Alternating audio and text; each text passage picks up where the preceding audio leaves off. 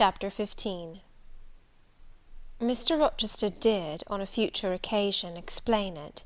It was one afternoon, when he chanced to meet me and Adele in the grounds, and while she played with Pilot and her shuttlecock, he asked me to walk up and down a long beech avenue within sight of her. He then said that she was the daughter of a French opera dancer, Céline Varenne, towards whom he had once cherished what he called a grande passion. This passion Céline had professed to return with even superior ardour. He thought himself her idol, ugly as he was. He believed, as he said, that she preferred his taille d'athlète to the elegance of the Apollo Belvedere. And so, Miss Eyre, so much was I flattered by this preference of the Gallic sylph for her British gnome, that I installed her in hotel. I gave her a complete establishment of servants, a carriage, cashmeres, diamonds, dentelle, etc. In short, I began the process of ruining myself in the received style, like any other spoony. I had not, it seemed, the originality to chalk out a new road to shame and destruction, but trode the old track with stupid exactness not to deviate an inch from the beaten centre. I had, as I deserved to have, the fate of all other spoonies. Happening to call one evening when Céline did not expect me, I found her out; but it was a warm night, and I was tired with strolling through Paris, so I sat down in her boudoir, happy to breathe the air consecrated so lately by her presence. No, I exaggerate. I never thought that there was any consecrating virtue about her. It was rather a sort of pastille perfume she had left, a scent of musk and amber than an odour of sanctity. I was just beginning to stifle with the fumes of conservatory flowers and sprinkled essences, when I bethought myself to open the window and step out on to the balcony. It was moonlight and gaslight besides, and very still and serene. The balcony was furnished with a chair or two. I sat down and took out a cigar. I will take one now, if you will excuse me. Here ensued a pause, filled up by the producing and lighting of a cigar. Having placed it to his lips, and breathed a trail of Havana incense on the freezing and sunless air, he went on. I liked bonbons, too, in those days, Miss Eyre, and I was croquant, overlook the barbarism, croquant chocolat confit, and smoking alternately, and watching meantime the equipage that rolled along the fashionable streets toward the neighbouring opera house, when in an elegant close carriage, drawn by a beautiful pair of English horses, and distinctly seen in the brilliant city night, I recognized the voiture I had given Céline. She was returning. Of course my heart thumped with impatience against the iron rails I leant upon. The carriage stopped, as I had expected, at the hotel door. My flame, that is the very word for an opera inamorata, alighted. Though muffled in a cloak, an unnecessary encumbrance, by the by, on so warm a June evening, I knew her instantly by her little foot, seen peeping from the skirt of her dress as she skipped from the carriage step. Bending over the balcony, I was about to murmur, "Mon ange," in a tone, of course, which should be audible to the ear of love alone, when a figure jumped from the carriage after her, cloaked also; but that was a spurred heel which had rung on the pavement, and that was a hatted head which now passed under the arched porte cochere of the hotel. You never felt jealousy, did you, Miss Eyre? Of course not. I need not ask you, because you have never felt love. You have both sentiments yet to experience. Your soul sleeps, the shock is yet to be given which shall waken it. You think all existence lapses in as quiet a flow as that in which your youth has hitherto slid away. Floating on with closed eyes and muffled ears, you neither see the rocks bristling not far off in the bed of the flood, nor hear the breakers boil at their base. But I tell you, and you may mark my words, you will come some day to a craggy pass in the Channel, where the whole of life's stream will be broken up into whirl and tumult, foam and noise. Either you will be dashed to atoms on crag points, or lifted up and borne on by some master wave into a calmer current, as I am now. I like this day. I like that sky of steel. I like the sternness and stillness of the world under this frost. I like Thornfield, its antiquity, its retirement, its old crow-trees and thorn-trees, its grey facade and lines of dark windows reflecting that metal welkin. And yet how long have I abhorred the very thought of it, shunned it like a great plague-house! How do I still abhor? He ground his teeth and was silent.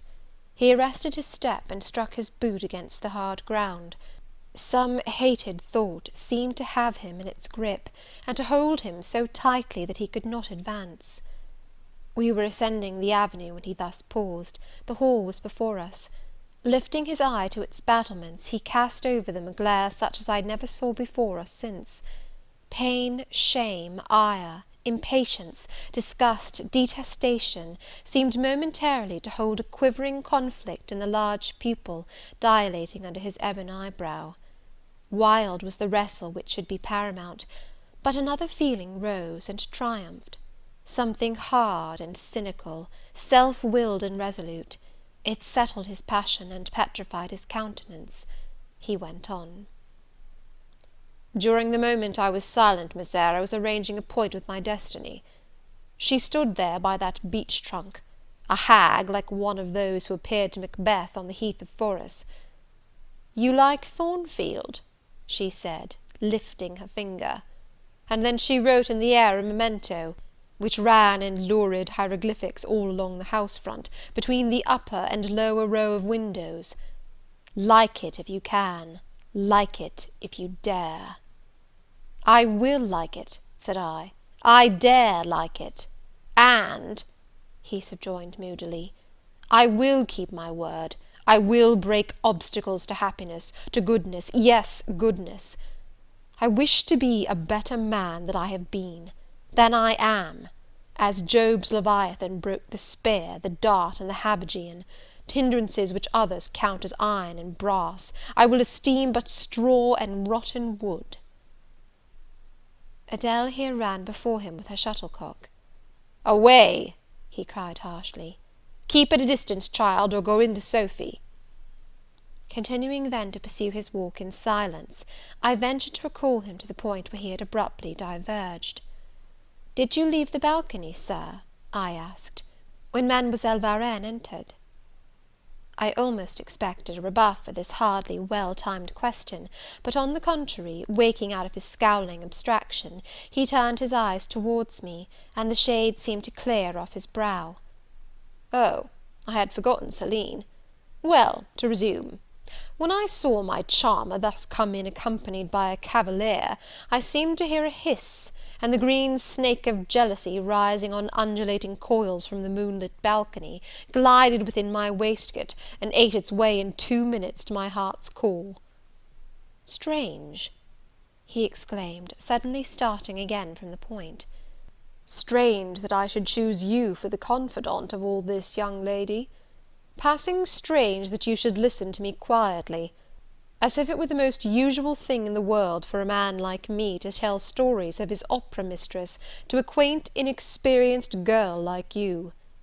But the last singularity explains the first, as I intimated once before. You, with your gravity, considerateness, and caution, were made to be the recipient of secrets. Besides, I know what sort of a mind I have placed in communication with my own. I know it is one not liable to take infection. It is a peculiar mind. It is a unique one. Happily I do not mean to harm it, but if I did, it would not take harm from me. The more you and I converse, the better, for while I cannot blight you, you may refresh me." After this digression, he proceeded.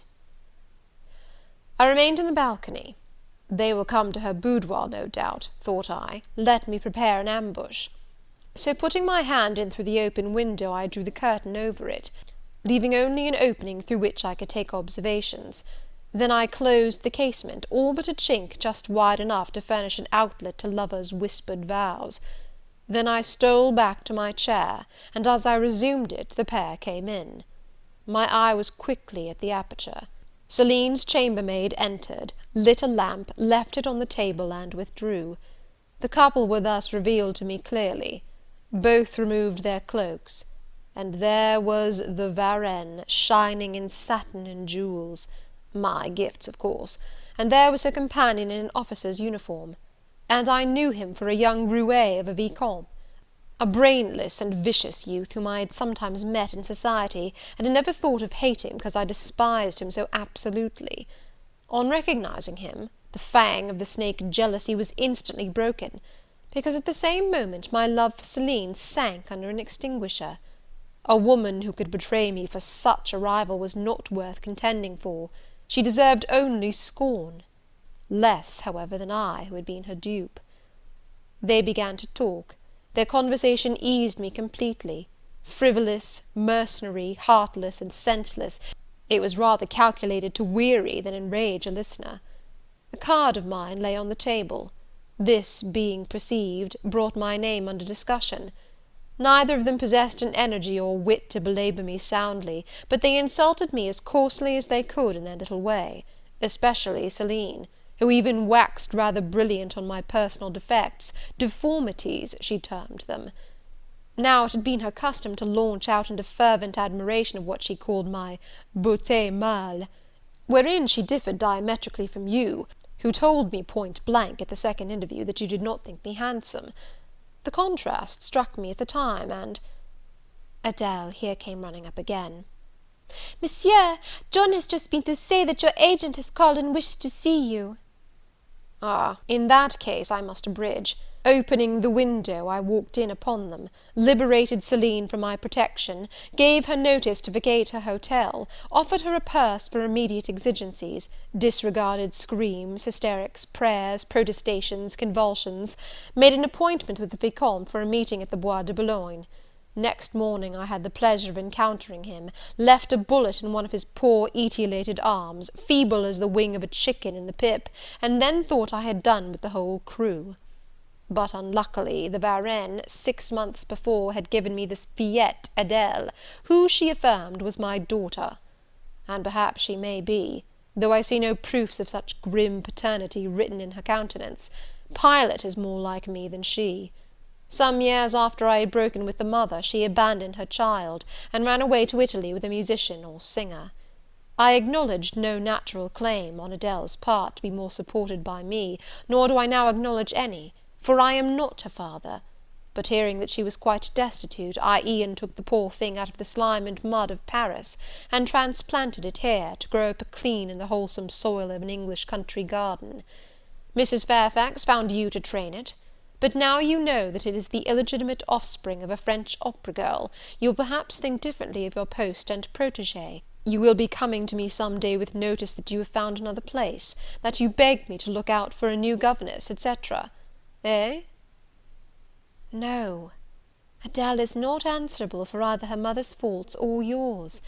I have a regard for her, and now that I know she is, in a sense, parentless, forsaken by her mother and disowned by you, Sir, I shall cling closer to her than before. How could I possibly prefer the spoilt pet of a wealthy family, who would hate her governess as a nuisance, to a lonely little orphan, who leans towards her as a friend? Oh, that is the light in which you view it. Well, I must go in now, and you too. It darkens. But I stayed out a few minutes longer with Adele and Pilot, ran a race with her, and played a game of battledore and shuttlecock. When we went in, and I had removed her bonnet and coat, I took her on my knee, kept her there an hour, allowing her to prattle as she liked, not rebuking even some little freedoms and trivialities into which she was apt to stray when much noticed, and which betrayed in her a superficiality of character, inherited probably from her mother, hardly congenial to an English mind. Still she had her merits, and I was disposed to appreciate all that was good in her to the utmost. I sought in her countenance and features a likeness to Mr. Rochester, but found none. No trait, no turn of expression announced relationship. It was a pity. If she could but have been proved to resemble him, he would have thought more of her. It was not till after I had withdrawn to my own chamber for the night that I steadily reviewed the tale Mr. Rochester had told me. As he had said, there was probably nothing at all extraordinary in the substance of the narrative itself. A wealthy Englishman's passion for a French dancer, and her treachery to him, were everyday matters enough, no doubt, in society; but there was something decidedly strange in the paroxysm of emotion which had suddenly seized him when he was in the act of expressing the present contentment of his mood, and his newly revived pleasure in the old hall and its environs. I meditated wonderingly on this incident, but gradually quitting it, as I found it for the present inexplicable, I turned to the consideration of my master's manner to myself. The confidence he had thought fit to repose in me seemed a tribute to my discretion. I regarded and accepted it as such. His deportment had now, for some weeks, been more uniform towards me than at the first. I never seemed in his way, he did not take fits of chilling hauteur; when he met me unexpectedly, the encounter seemed welcome. He had always a word and sometimes a smile for me. When summoned by formal invitation to his presence, I was honoured by a cordiality of reception that made me feel I really possessed the power to amuse him, and that these evening conferences were sought as much for his pleasure as for my benefit. I, indeed, talked comparatively little, but I heard him talk with relish. It was his nature to be communicative. He liked to open to a mind unacquainted with the world glimpses of its scenes and ways. I do not mean its corrupt scenes and wicked ways, but such as derived their interest from the great scale on which they were acted, the strange novelty by which they were characterized. And I had a keen delight in receiving the new ideas he offered, in imagining the new pictures he portrayed, and following him in thought through the new regions he disclosed, never startled or troubled by one noxious illusion. The ease of his manner freed me from painful restraint. The friendly frankness, as correct as cordial, with which he treated me, drew me to him. I felt at times as if he were my relation rather than my master. Yet he was imperious sometimes still, but I did not mind that. I saw it was his way. So happy, so gratified did I become with this new interest added to life, that I ceased to pine after kindred. My thin crescent destiny seemed to enlarge, the blanks of existence were filled up, my bodily health improved, I gathered flesh and strength. And was Mr. Rochester now ugly in my eyes? No, reader. Gratitude and many associations, all pleasurable and genial, made his face the object I best liked to see. His presence in a room was more cheering than the brightest fire. Yet I had not forgotten his faults; indeed I could not, for he brought them frequently before me. He was proud, sardonic, harsh to inferiority of every description. In my secret soul I knew that his great kindness to me was balanced by unjust severity to many others. He was moody too, unaccountably so. I more than once, when sent for to read to him, found him sitting in his library alone, with his head bent on his folded arms; and when he looked up, a morose, almost a malignant scowl blackened his features. But I believed that his moodiness, his harshness, and his former faults of morality, I say former, for now he seemed corrected of them, had their source in some cruel cross of fate. I believed he was naturally a man of better tendencies, higher principles, and purer taste than such as circumstances had developed, education instilled, or destiny encouraged. I thought there were excellent materials in him, though for the present they hung together somewhat spoiled and tangled.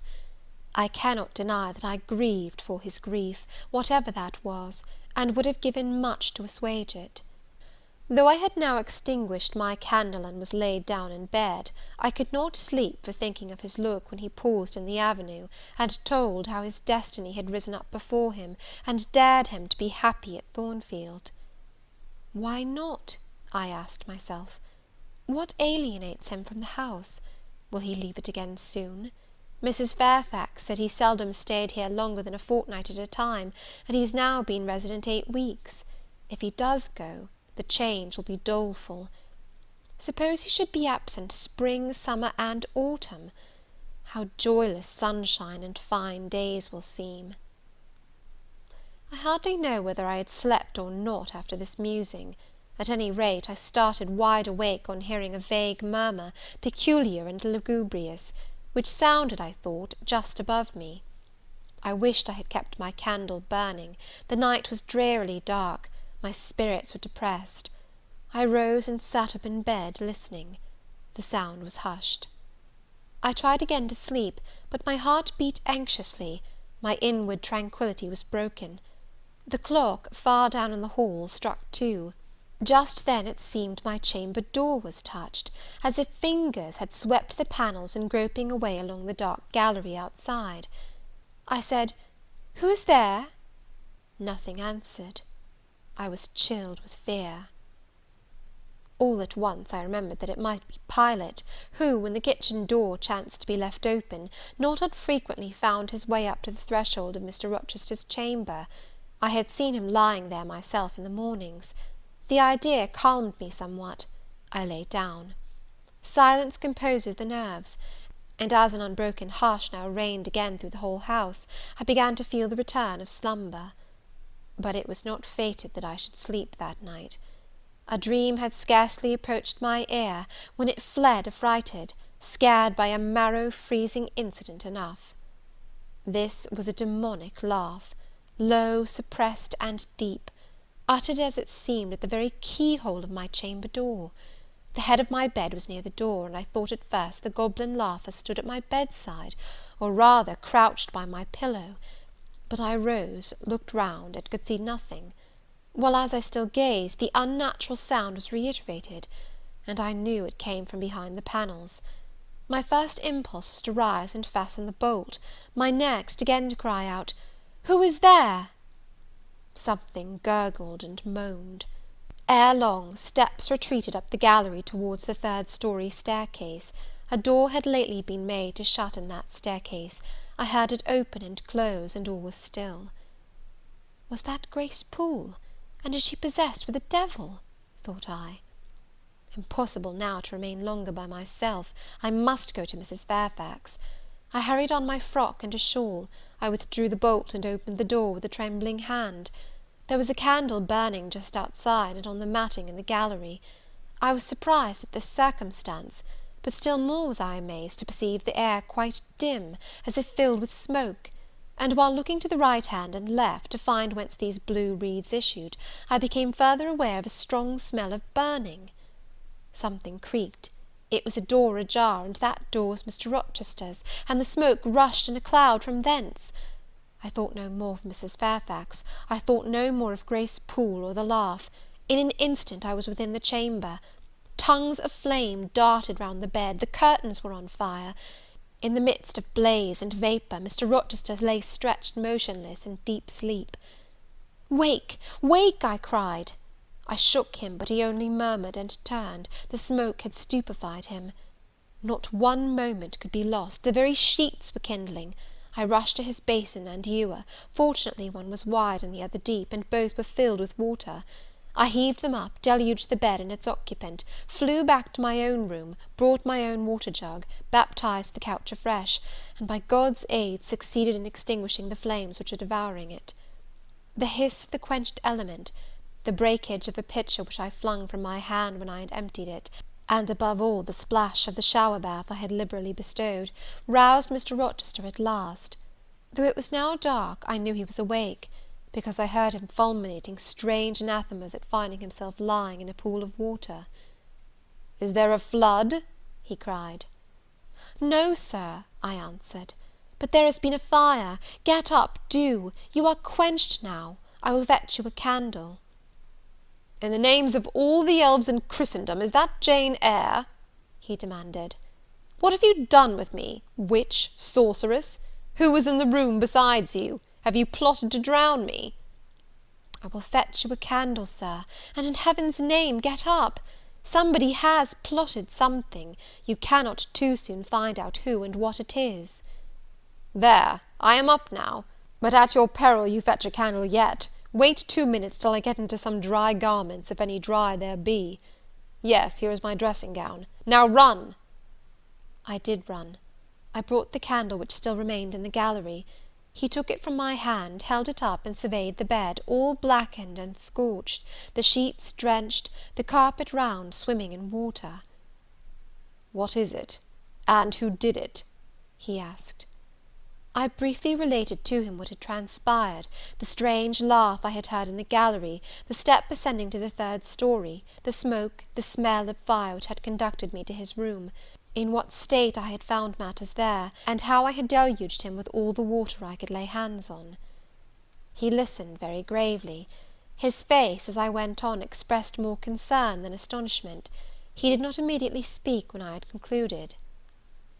"Shall I call Mrs. Fairfax?" I asked.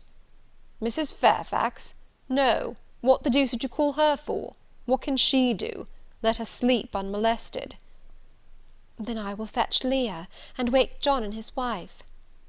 "Not at all, just be still. You have a shawl on. If you are not warm enough, you may take my cloak yonder. Wrap it about you, and sit down in the arm-chair. There, I will put it on. Now place your feet on the stool to keep them out of the wet. I am going to leave you a few minutes. I shall take the candle. Remain where you are till I return. Be as still as a mouse. I must pay a visit to the second story. Don't move, remember, or call any one." He went. I watched the light withdraw. He passed up the gallery very softly, unclosed the staircase door with as little noise as possible, shut it after him, and the last ray vanished. I was left in total darkness. I listened for some noise, but heard nothing. A very long time elapsed. I grew weary. It was cold in spite of the cloak, and then I did not see the use of staying, as I was not to rouse the house. I was at the point of risking Mr. Rochester's displeasure by disobeying his orders, when the light once more gleamed dimly on the gallery wall, and I heard his unshod feet tread the matting. I hope it is he, thought I, and not something worse. He re-entered, pale and very gloomy. "I have found it all out," said he, setting his candle down on the washstand. "It is as I thought." "How, Sir?" He made no reply, but stood with his arms folded, looking at the ground. At the end of a few minutes, he inquired in rather a peculiar tone, "I forget whether you said you saw anything when you opened your chamber door?" "No, Sir, only the candlestick on the ground." "But you heard an odd laugh? You have heard that laugh before, I should think, or something like it?" "Yes, Sir, there is a woman who sews here, called Grace Poole. She laughs in that way. She is a singular person." "Just so, Grace Poole, you have guessed it. She is, as you say, singular, very. Well, I shall reflect on the subject. Meantime, I am glad that you are the only person besides myself acquainted with the precise details of to-night's incident. You are no talking fool, say nothing about it. I will account for this state of affairs," pointing to the bed, "and now return to your own room. I shall do very well on the sofa in the library for the rest of the night. It is near 4. In 2 hours the servants will be up." "Good night, then, Sir," said I, departing. He seemed surprised, very inconsistently so, as he had just told me to go. "What!" he exclaimed, "are you quitting me already, and in that way?" "You said I might go, Sir." "But not without taking leave? Not without a word or two of acknowledgment and goodwill? Not, in short, in that brief, dry fashion? Why, you have saved my life, snatched me from a horrible and excruciating death, and you walk past me as if we were mutual strangers. At least shake hands." He held out his hand. I gave him mine. He took it first in one, then in both his own. "You have saved my life. I have a pleasure in owing you so immense a debt. I cannot say more. Nothing else that has being would have been tolerable to me in the character of creditor for such an obligation; but you, it is different. I feel your benefits no burden, Jane." He paused, gazed at me. Words almost visible trembled on his lips, but his voice was checked. "Good night again, Sir. There is no debt, benefit, burden, obligation in the case." "I knew," he continued, "you would do me good in some way, at some time. I saw it in your eyes when I first beheld you. Their expression and smile did not—" Again he stopped. "Did not," he proceeded hastily, "strike delight to my very inmost heart so for nothing. People talk of natural sympathies. I have heard of good Jane Eyre. There are grains of truth in the wildest fable. My cherished preserver, good night." Strange energy was in his voice, strange fire in his look. "I am glad I happened to be awake," I said, and then I was going. "What? You will go?" "I am cold, Sir." "Cold?" "Yes, and standing in a pool. Go then, Jane, go."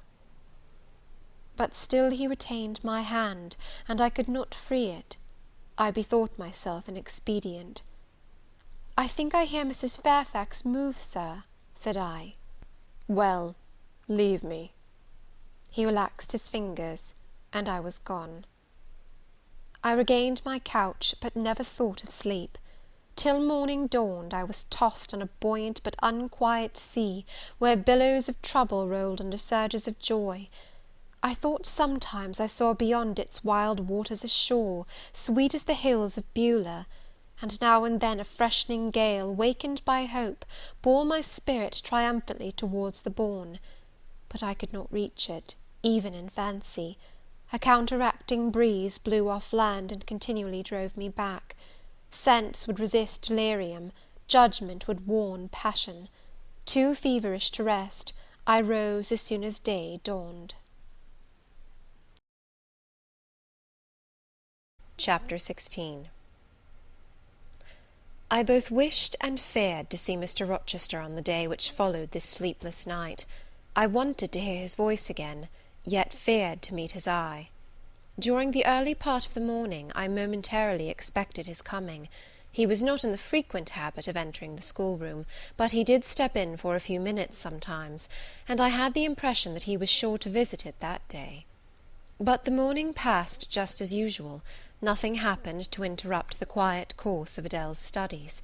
Only soon after breakfast I heard some bustle in the neighbourhood of Mr. Rochester's chamber, Mrs. Fairfax's voice, and Leah's, and the cook's, that is, John's wife, and even John's own gruff tones. There were exclamations of, "What a mercy master was not burnt in his bed!" "It is always dangerous to keep a candle lit at night." "How providential that he had presence of mind to think of the water jug!" "I wonder he waked nobody." "It is to be hoped he will not take cold with sleeping on the library sofa," etc. To much confabulation succeeded a sound of scrubbing and setting to rights, and when I passed the room, in going downstairs to dinner, I saw through the open door that all was again restored to complete order, only the bed was stripped of its hangings. Leah stood up in the window-seat, rubbing the panes of glass dimmed with smoke. I was about to address her, for I wished to know what account had been given of the affair, but on advancing I saw a second person in the chamber, a woman sitting on a chair by the bedside, and sewing rings to new curtains. That woman was no other than Grace Poole. There she sat, staid and taciturn looking as usual in her brown stuff gown, her check apron, white handkerchief and cap. She was intent on her work, in which her whole thoughts seemed absorbed. On her hard forehead, and in her commonplace features, was nothing either of the paleness or desperation one would have expected to see marking the countenance of a woman who had attempted murder, and whose intended victim had followed her late last night to her lair, and, as I believed, charged her with the crime she wished to perpetrate. I was amazed, confounded. She looked up, while I still gazed at her. No start, no increase or failure of colour betrayed emotion, consciousness of guilt, or fear of detection. She said, "Good morning, miss," in her usual phlegmatic and brief manner, and taking up another ring and more tape, went on with her sewing. I will put her to some test, thought I. Such absolute impenetrability is past comprehension.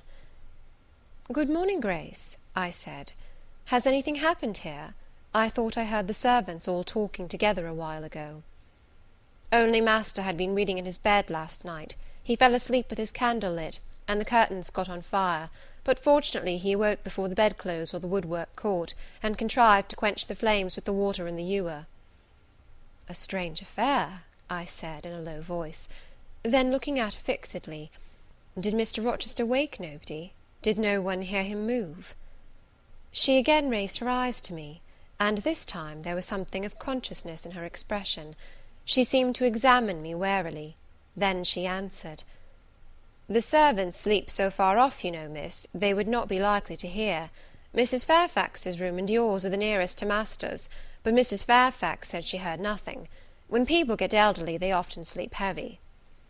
She paused, and then added with a sort of assumed indifference, but still in a marked and significant tone, "But you are young, miss, and I should say a light sleeper.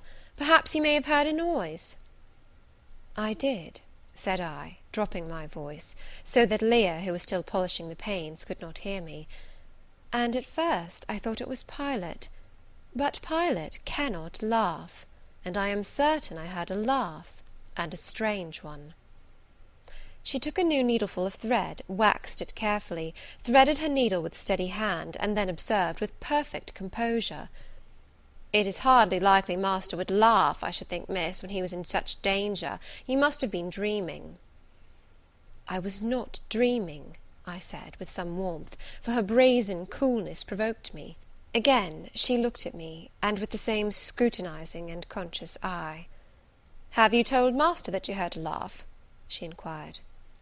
"I have not had the opportunity of speaking to him this morning." "You did not think of opening your door and looking out into the gallery?" she further asked. She appeared to be cross-questioning me, attempting to draw from me information unawares. The idea struck me that if she discovered I knew or suspected her guilt, she would be playing some of her malignant pranks on me. I thought it advisable to be on my guard. "On the contrary," said I bolted my door." "Then you are not in the habit of bolting your door every night before you get into bed?" Fiend! She wants to know my habits, that she may lay her plans accordingly. Indignation again prevailed over prudence. I replied sharply, "Hitherto I have often omitted to fasten the bolt. I did not think it necessary. I was not aware any danger or annoyance was to be dreaded at Thornfield Hall. But in future," and I laid marked stress on the words, "I shall take good care to make all secure before I venture to lie down." "It will be wise to do so," was her answer. "This neighbourhood is as quiet as any I know, and I never heard of the Hall being attempted by robbers since it was a house, though there are hundreds of pounds worth of plate in the plate closet, as is well known. And you see, for such a large house, there are very few servants, because master has never lived here much, and when he does come, being a bachelor, he needs little waiting on. But I always think it best to err on the safe side.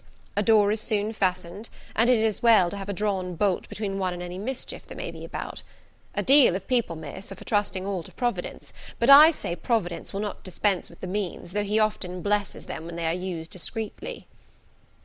And here she closed her harangue, a long one for her, and uttered with the demureness of a Quakeress. I still stood absolutely dumbfounded at what appeared to be her miraculous self-possession and most inscrutable hypocrisy, when the cook entered. "Mrs. Poole," said she, addressing Grace, "the servants' dinner will soon be ready. Will you come down?" "No, just put my pint of porter and a bit of pudding on a tray, and I'll carry it upstairs." "You'll have some meat?" "Just a morsel, and a taste of cheese, that's all." "And the sago?" "Never mind it at present. I shall be coming down before tea time. I'll make it myself." The cook here turned to me, saying that Mrs. Fairfax was waiting for me, so I departed. I hardly heard Mrs. Fairfax's account of the curtain conflagration during dinner, so much was I occupied in puzzling my brains over the enigmatical character of Grace Poole, and still more in pondering the problem of her position at Thornfield, and questioning why she had not been given into custody that morning, or at the very least dismissed from her master's service. He had almost as much as declared his conviction of her criminality last night. What mysterious cause withheld him from accusing her? Why had he enjoined me, too, to secrecy? It was strange. A bold, vindictive, and haughty gentleman seemed somehow in the power of one of the meanest of his dependents; so much in her power, that even when she lifted her hand against his life, he dared not openly charge her with the attempt, much less punish her for it. Had Grace been young and handsome, I should have been tempted to think that tenderer feelings than prudence or fear influenced Mr. Rochester in her behalf; but, hard favoured and matronly as she was, the idea could not be admitted. Yet, I reflected, she has been young once; her youth would be contemporary with her master's. Mrs. Fairfax told me once she had lived here many years. I don't think she can ever have been pretty. but for aught I know, she may possess originality and strength of character to compensate for the want of personal advantages. Mr. Rochester is an amateur of the decided and eccentric. Grace is eccentric, at least. What of a former caprice, a freak very possible to a nature so sudden and headstrong as his, has delivered him into her power, and she now exercises over his actions a secret influence, the result of his own indiscretion, which he cannot shake off, and dare not disregard? But having reached this point of conjecture, Mrs. Poole's square, flat figure, and uncommonly dry, even coarse face, recurred so distinctly to my mind's eye, that I thought, no, impossible, my supposition cannot be correct. Yet, suggested the secret voice which talks to us in our own hearts, you are not beautiful either, and perhaps Mr. Rochester approves you. At any rate, you have often felt as if he did, and last night, remember his words, remember his look, remember his voice. I well remembered all. Language, glance, and tone seemed at the moment vividly renewed. I was now in the schoolroom. Adele was drawing. I bent over her and directed her pencil. She looked up with a sort of start. "Qu'avez-vous, mademoiselle?" said she. "Vos doigts tremblent comme la feuille, et vos joues sont rouges, mais rouges comme des cerises." "I am hot, Adele, with stooping." She went on sketching. I went on thinking. I hastened to drive from my mind the hateful notion I had been conceiving respecting Grace Poole. It disgusted me. I compared myself with her, and found we were different. Bessie Leaven had said I was quite a lady, and she spoke truth. I was a lady. And now I looked much better than I did when Bessie saw me. I had more colour and more flesh, more life, more vivacity, because I had brighter hopes and keener enjoyments. "Evening approaches," said I, as I looked towards the window. I had never heard Mr. Rochester's voice or step in the house to-day, but surely I shall see him before night. I feared the meeting in the morning. Now I desire it, because expectation has been so long baffled that it has grown impatient. When dusk actually closed, and when Adele left me to go and play in the nursery with Sophie, I did most keenly desire it. I listened for the bell to ring below. I listened for Leah coming up with a message. I fancied sometimes I heard Mr. Rochester's own tread, and I turned to the door, expecting it to open and admit him. The door remained shut. Darkness only came in through the window. Still it was not late. He often sent for me at 7 and 8 o'clock, and it was yet but 6. Surely I should not be wholly disappointed to-night, when I had so many things to say to him. I wanted again to introduce the subject of Grace Poole, and to hear what he would answer. I wanted to ask him plainly if he really believed it was she who had made last night's hideous attempt, and if so, why he kept her wickedness a secret. It little mattered whether my curiosity irritated him. I knew the pleasure of vexing and soothing him by turns. It was one I chiefly delighted in, and a sure instinct always prevented me from going too far. Beyond the verge of provocation I never ventured. On the extreme brink I liked well to try my skill. Retaining every minute form of respect, every propriety of my station, I could still meet him in argument without fear or uneasy restraint. This suited both him and me. A tread creaked on the stairs at last. Leah made her appearance, but it was only to intimate that tea was ready in Mrs. Fairfax's room. Thither I repaired, glad at least to go down stairs, for that brought me, I imagined, nearer to Mr. Rochester's presence.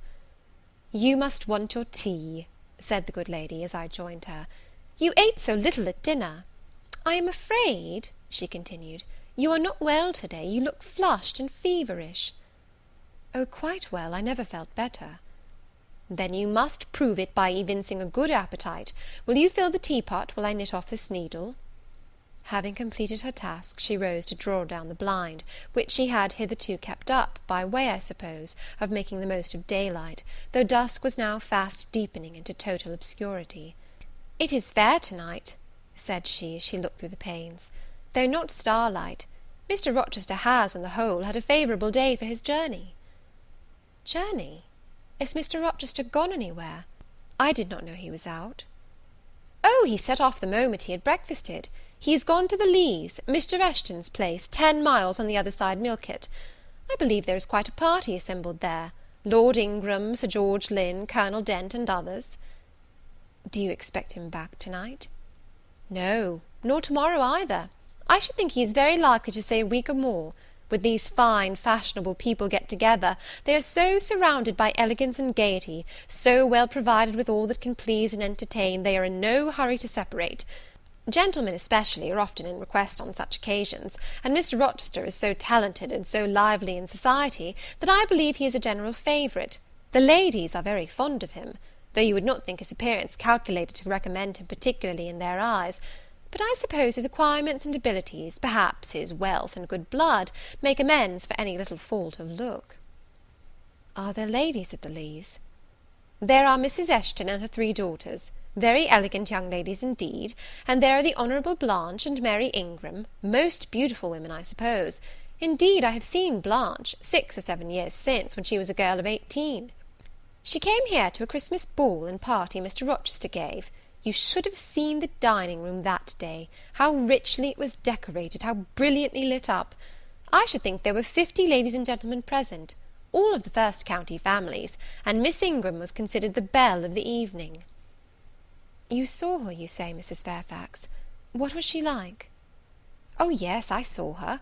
The dining room doors were thrown open, and as it was Christmas time, the servants were allowed to assemble in the hall, to hear some of the ladies sing and play. Mr. Rochester would have me to come in, and I sat down in a quiet corner and watched them. I never saw a more splendid scene. The ladies were magnificently dressed.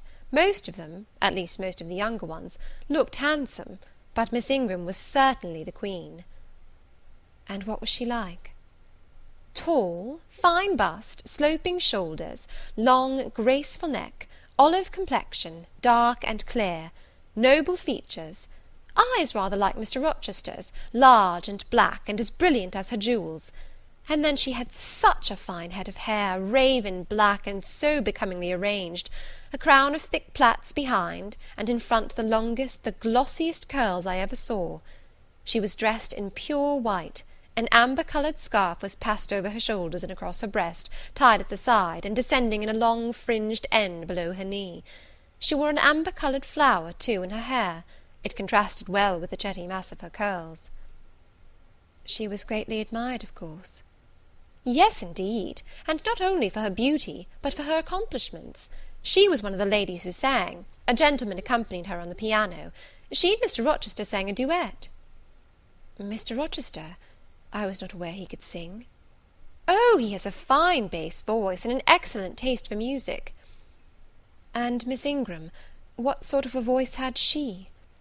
"A very rich and powerful one. She sang delightfully. It was a treat to listen to her, and she played afterwards. I am no judge of music, but Mr. Rochester is, and I heard him say her execution was remarkably good." "And this beautiful and accomplished lady, she is not yet married?" "It appears not. I fancy neither she nor her sister have very large fortunes. Old Lord Ingram's estates was chiefly entailed, and the eldest son came in for everything almost." "But I wonder no wealthy nobleman or gentleman has taken a fancy to her. Mr. Rochester, for instance. He is rich, is he not?" "Oh yes, but you see there is a considerable difference in age. Mr. Rochester is nearly 40, she is but 25. "What of that? More unequal matches are made every day." "True, yet I should scarcely fancy Mr. Rochester would entertain an idea of the sort. But you eat nothing, you have scarcely tasted since you began tea." "No, I am too thirsty to eat. Will you let me have another cup?" I was about again to revert to the probability of a union between Mr. Rochester and the beautiful Blanche, but Adele came in, and the conversation was turned into another channel. When once more alone, I reviewed the information I had got, looked into my heart, examined its thoughts and feelings, and endeavoured to bring back with a strict hand such as had been straying through imagination's boundless and trackless waste into the safe fold of common sense.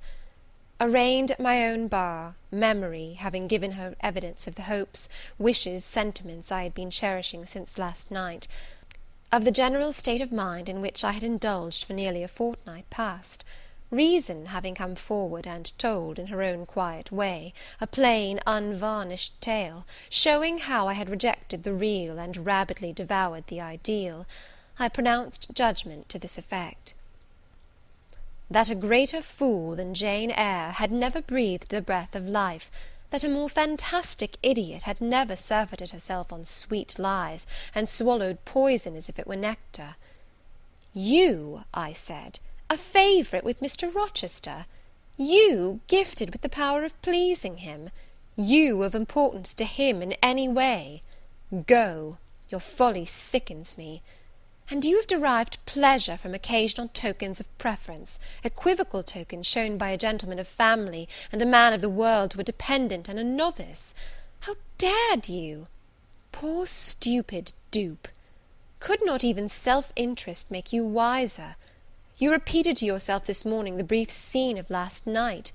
Cover your face and be ashamed. He said something in praise of your eyes, did he? Blind puppy! Open their bleared lids, and look on your own accursed senselessness.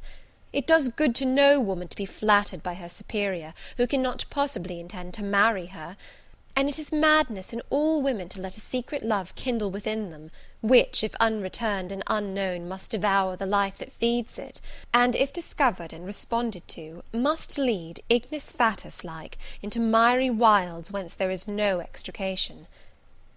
Listen, then, Jane Eyre, to your sentence. To-morrow, place the glass before you, and draw in chalk your own picture, faithfully, without softening one defect, omit no harsh line, smooth away no displeasing irregularity. Write under it, Portrait of a Governess, disconnected, poor, and plain. Afterwards, take a piece of smooth ivory, you have one prepared in your drawing box.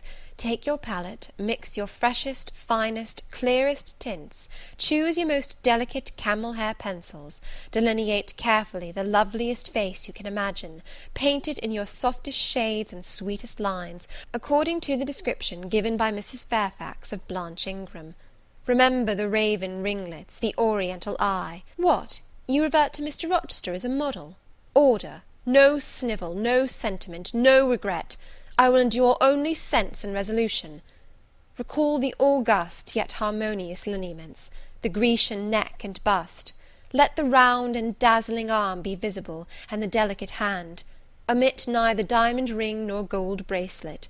Portray faithfully the attire, aerial lace and glistening satin, graceful scarf and golden rose. Call it Blanche, an accomplished lady of rank.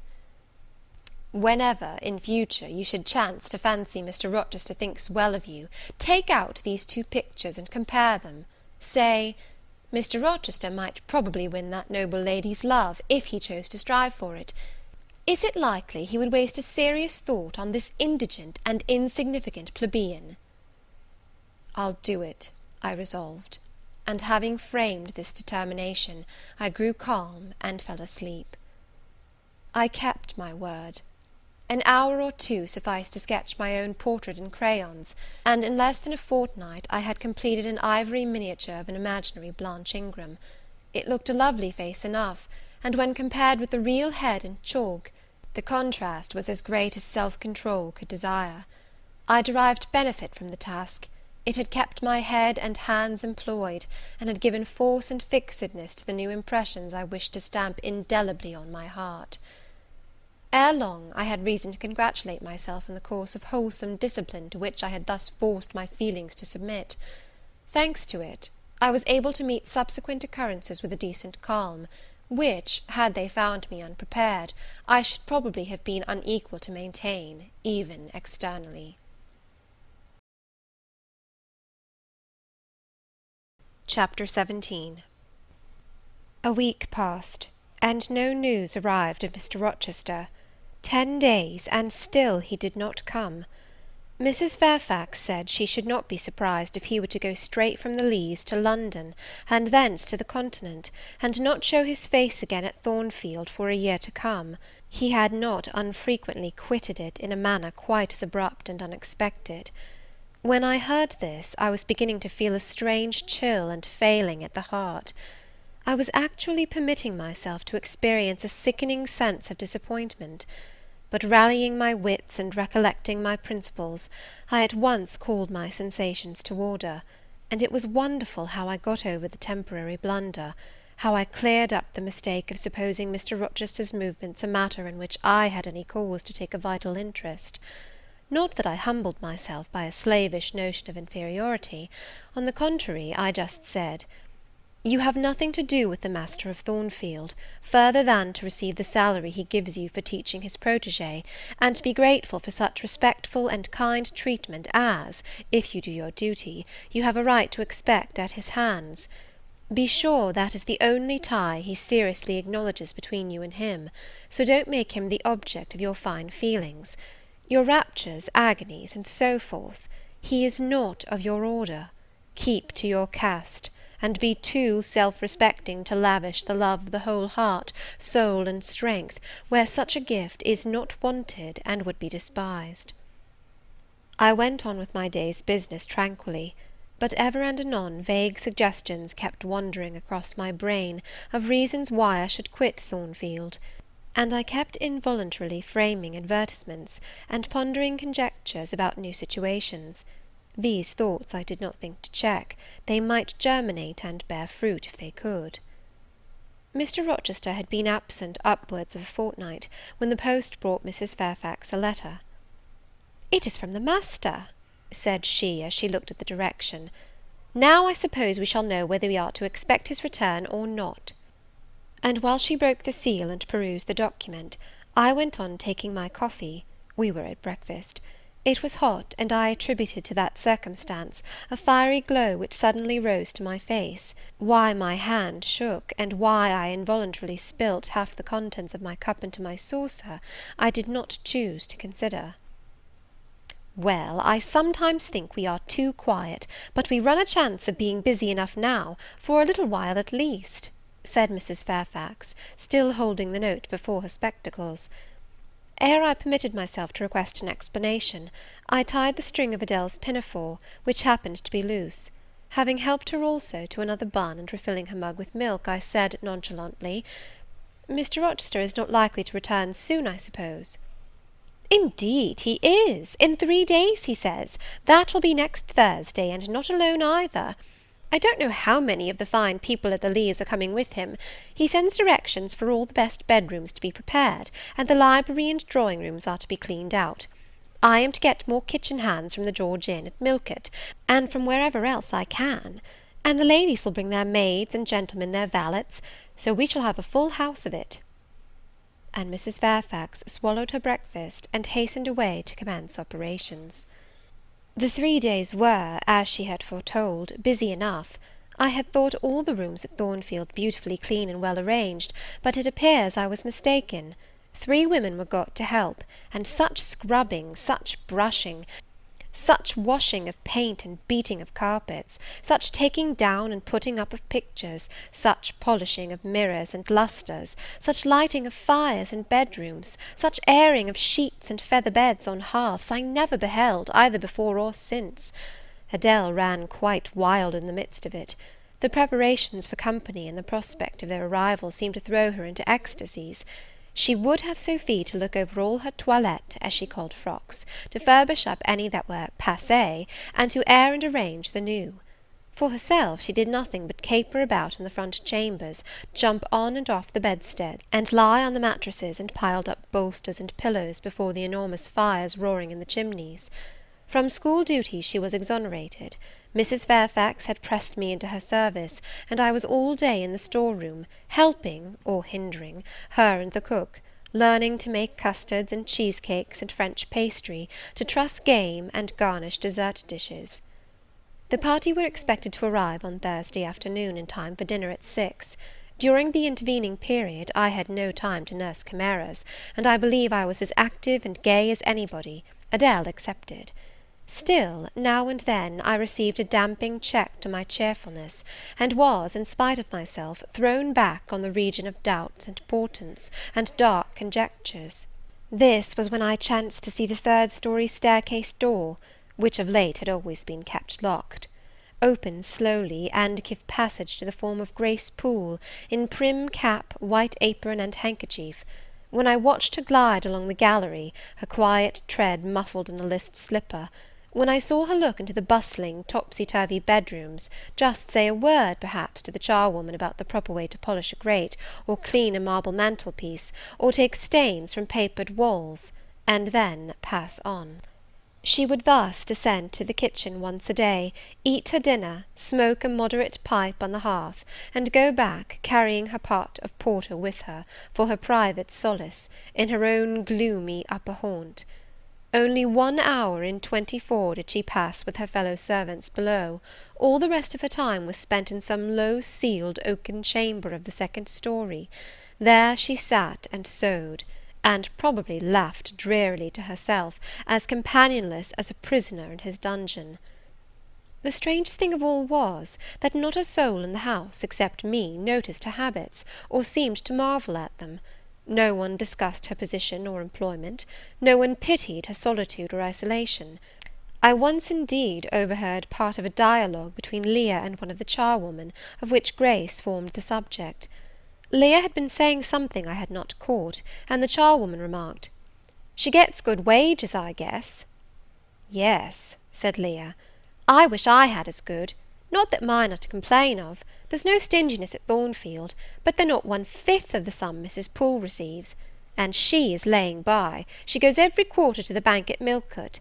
I should not wonder but she has enough saved to keep her independent if she liked to leave. But I suppose she got used to the place, and then she's not 40 yet, and strong and able for anything. It is too soon for her to give up business." "She is a good hand, I dare say," said the charwoman. "Ah, she understands what she has to do, nobody better," rejoined Leah significantly; "and it is not every one could fill her shoes, not for all the money she gets." "That it is not," was the reply.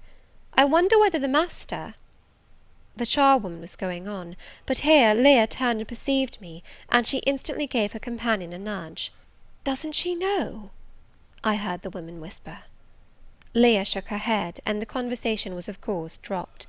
All I had gathered from it amounted to this, that there was a mystery at Thornfield, and that from participation in that mystery I was purposely excluded. Thursday came. All work had been completed the previous evening. Carpets were laid down, bed-hangings festooned, radiant white counterpanes spread, toilet tables arranged, furniture rubbed, flowers piled in vases. Both chambers and saloons looked as fresh and bright as hands could make them. The hall, too, was scoured, and the great carved clock, as well as the steps and banisters of the staircase, were polished to the brightness of glass. In the dining-room the sideboard flashed resplendent with plate. In the drawing-room and boudoir, vases of exotics bloomed on all sides. Afternoon arrived. Mrs. Fairfax assumed her best black satin gown, her gloves, and her gold watch, for it was her part to receive the company, to conduct the ladies to their rooms, etc. Adele, too, would be dressed, though I thought she had little chance of being introduced to the party that day at least. However, to please her, I allowed Sophy to apparel her in one of her short, full muslin frocks. For myself, I had no need to make any change. I should not be called upon to quit my sanctum of the schoolroom. For a sanctum it was now become to me, a very pleasant refuge in time of trouble. It had been a mild, serene spring day, one of those days which, towards the end of March or the beginning of April, rise shining over the earth as heralds of summer. It was drawing to an end now, but the evening was even warm, and I sat at work in the schoolroom with the window open. "It gets late," said Mrs. Fairfax, entering in rustling state. "I am glad I ordered dinner an hour after the time Mr. Rochester mentioned, for it is past 6 now. I have sent John down to the gates to see if there is anything on the road. One can see a long way from thence in the direction of Millcote." She went to the window. "Here he is," said she. "Well, John," leaning out, "any news?" "They're coming, Ma'am," was the answer. "They'll be here in 10 minutes." Adele flew to the window. I followed, taking care to stand on one side, so that, screened by the curtain, I could see without being seen. The 10 minutes John had given seemed very long, but at last wheels were heard, 4 equestrians galloped up the drive, and after them came 2 open carriages. Fluttering veils and waving plumes filled the vehicles. Two of the cavaliers were young, dashing-looking gentlemen; the third was Mr. Rochester, on his black horse, Mesrour, Pilot bounding before him. At his side rode a lady, and he and she were the first of the party. Her purple riding habit almost swept the ground, her veil streamed long on the breeze; mingling with its transparent folds, and gleaming through them, shone rich raven ringlets. "Miss Ingram!" exclaimed Mrs. Fairfax, and away she hurried to her post below. The cavalcade, following the sweep of the drive, quickly turned the angle of the house, and I lost sight of it. Adele now petitioned to go down, but I took her on my knee, and gave her to understand that she must not on any account think of venturing in sight of the ladies, either now or at any other time, unless expressly sent for; that Mr. Rochester would be very angry, etc. Some natural tears she shed on being told this, but as I began to look very grave, she consented at last to wipe them. A joyous stir was now audible in the hall; gentlemen's deep tones and ladies' silvery accents blent harmoniously together, and distinguishable above all, though not loud, was the sonorous voice of the master of Thornfield Hall, welcoming his fair and gallant guests under his roof. Then light steps ascended the stairs, and there was a tripping through the gallery, and soft cheerful laughs, and opening and closing doors, and for a time a hush. "Elle change de toilette," said Adele, who, listening attentively, had followed every movement, and she sighed. "Chez maman," said she, "quand il y avait du monde, je le suivais partout, au salon et à leur chambre. Souvent, je regardais les femmes de chambre coiffer et habiller les dames, et c'était si amusant. Comme cela on apprend." "Don't you feel hungry, Adele?" "Mais oui, mademoiselle, voilà 5 ou 6 heures que nous n'avons pas mangé." "Well, now, while the ladies are in their rooms, I will venture down and get you something to eat." And issuing from my asylum with precaution, I sought a back stairs which conducted directly to the kitchen. All in that region was fire and commotion; the soup and fish were in the last stage of projection, and the cook hung over her crucibles in a frame of mind and body threatening spontaneous combustion. In the servants' hall 2 coachmen and 3 gentlemen's gentlemen stood or sat round the fire. The Abigails, I suppose, were upstairs with their mistresses. The new servants that had been hired from Millcote were bustling about everywhere. Threading this chaos, I at last reached the larder. There I took possession of a cold chicken, a roll of bread, some tarts, a plate or 2, and a knife and fork. With this booty I made a hasty retreat.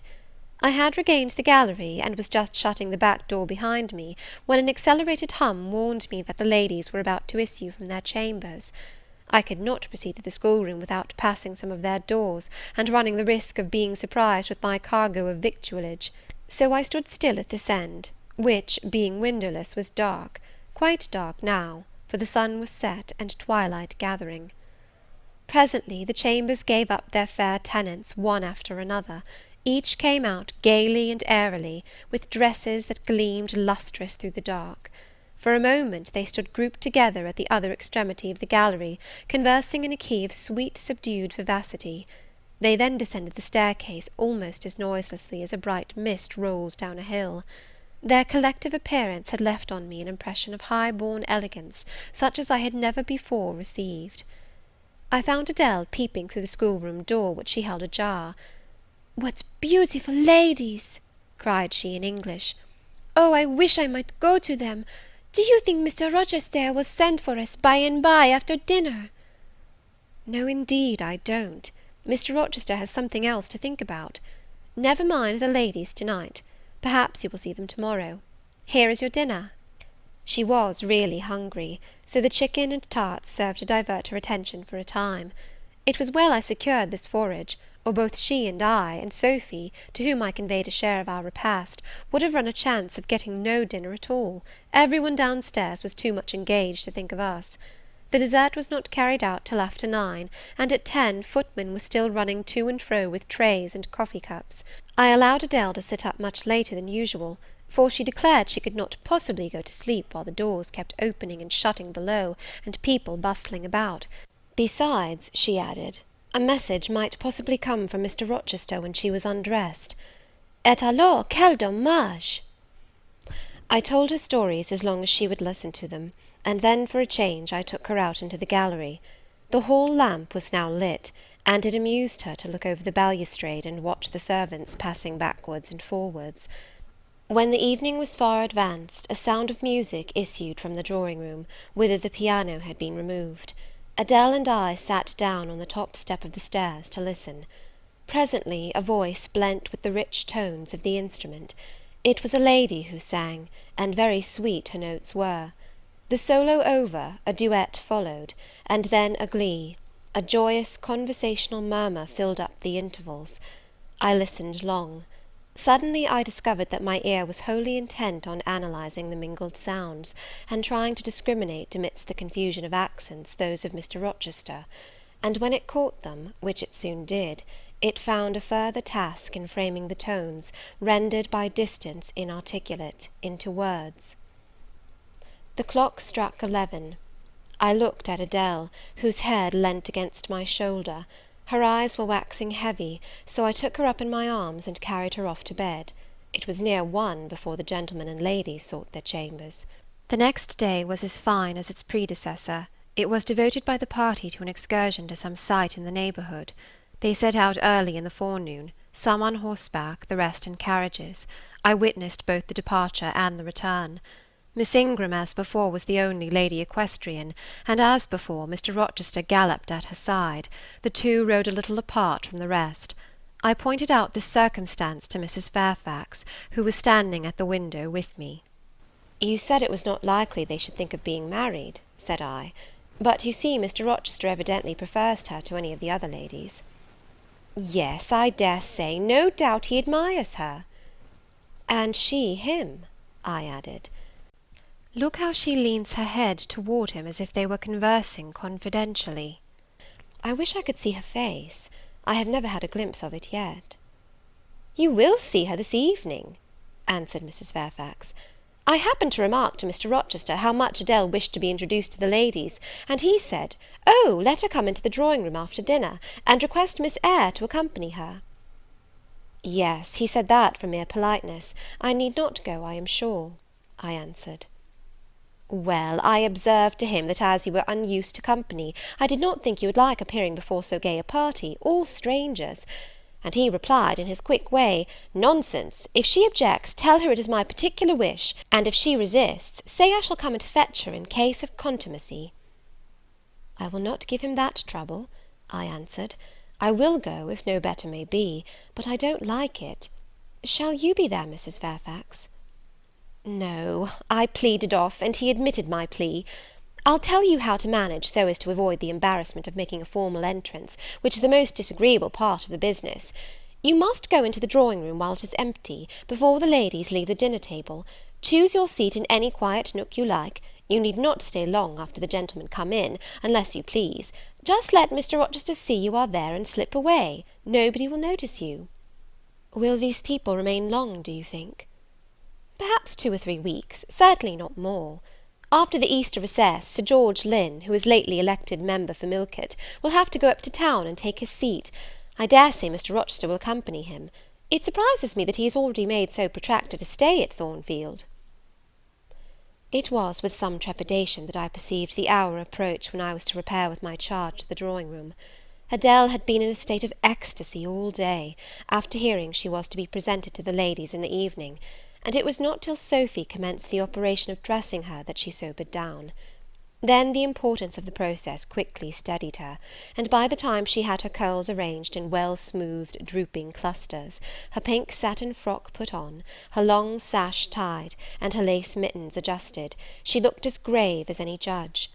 No need to warn her not to disarrange her attire. When she was dressed, she sat demurely down in her little chair, taking care previously to lift up the satin skirt, for fear she should crease it, and assured me she would not stir thence till I was ready. This I quickly was. My best dress, the silver grey one, purchased for Miss Temple's wedding, and never worn since, was soon put on, my hair was soon smoothed, my sole ornament, the pearl brooch, soon assumed. We descended.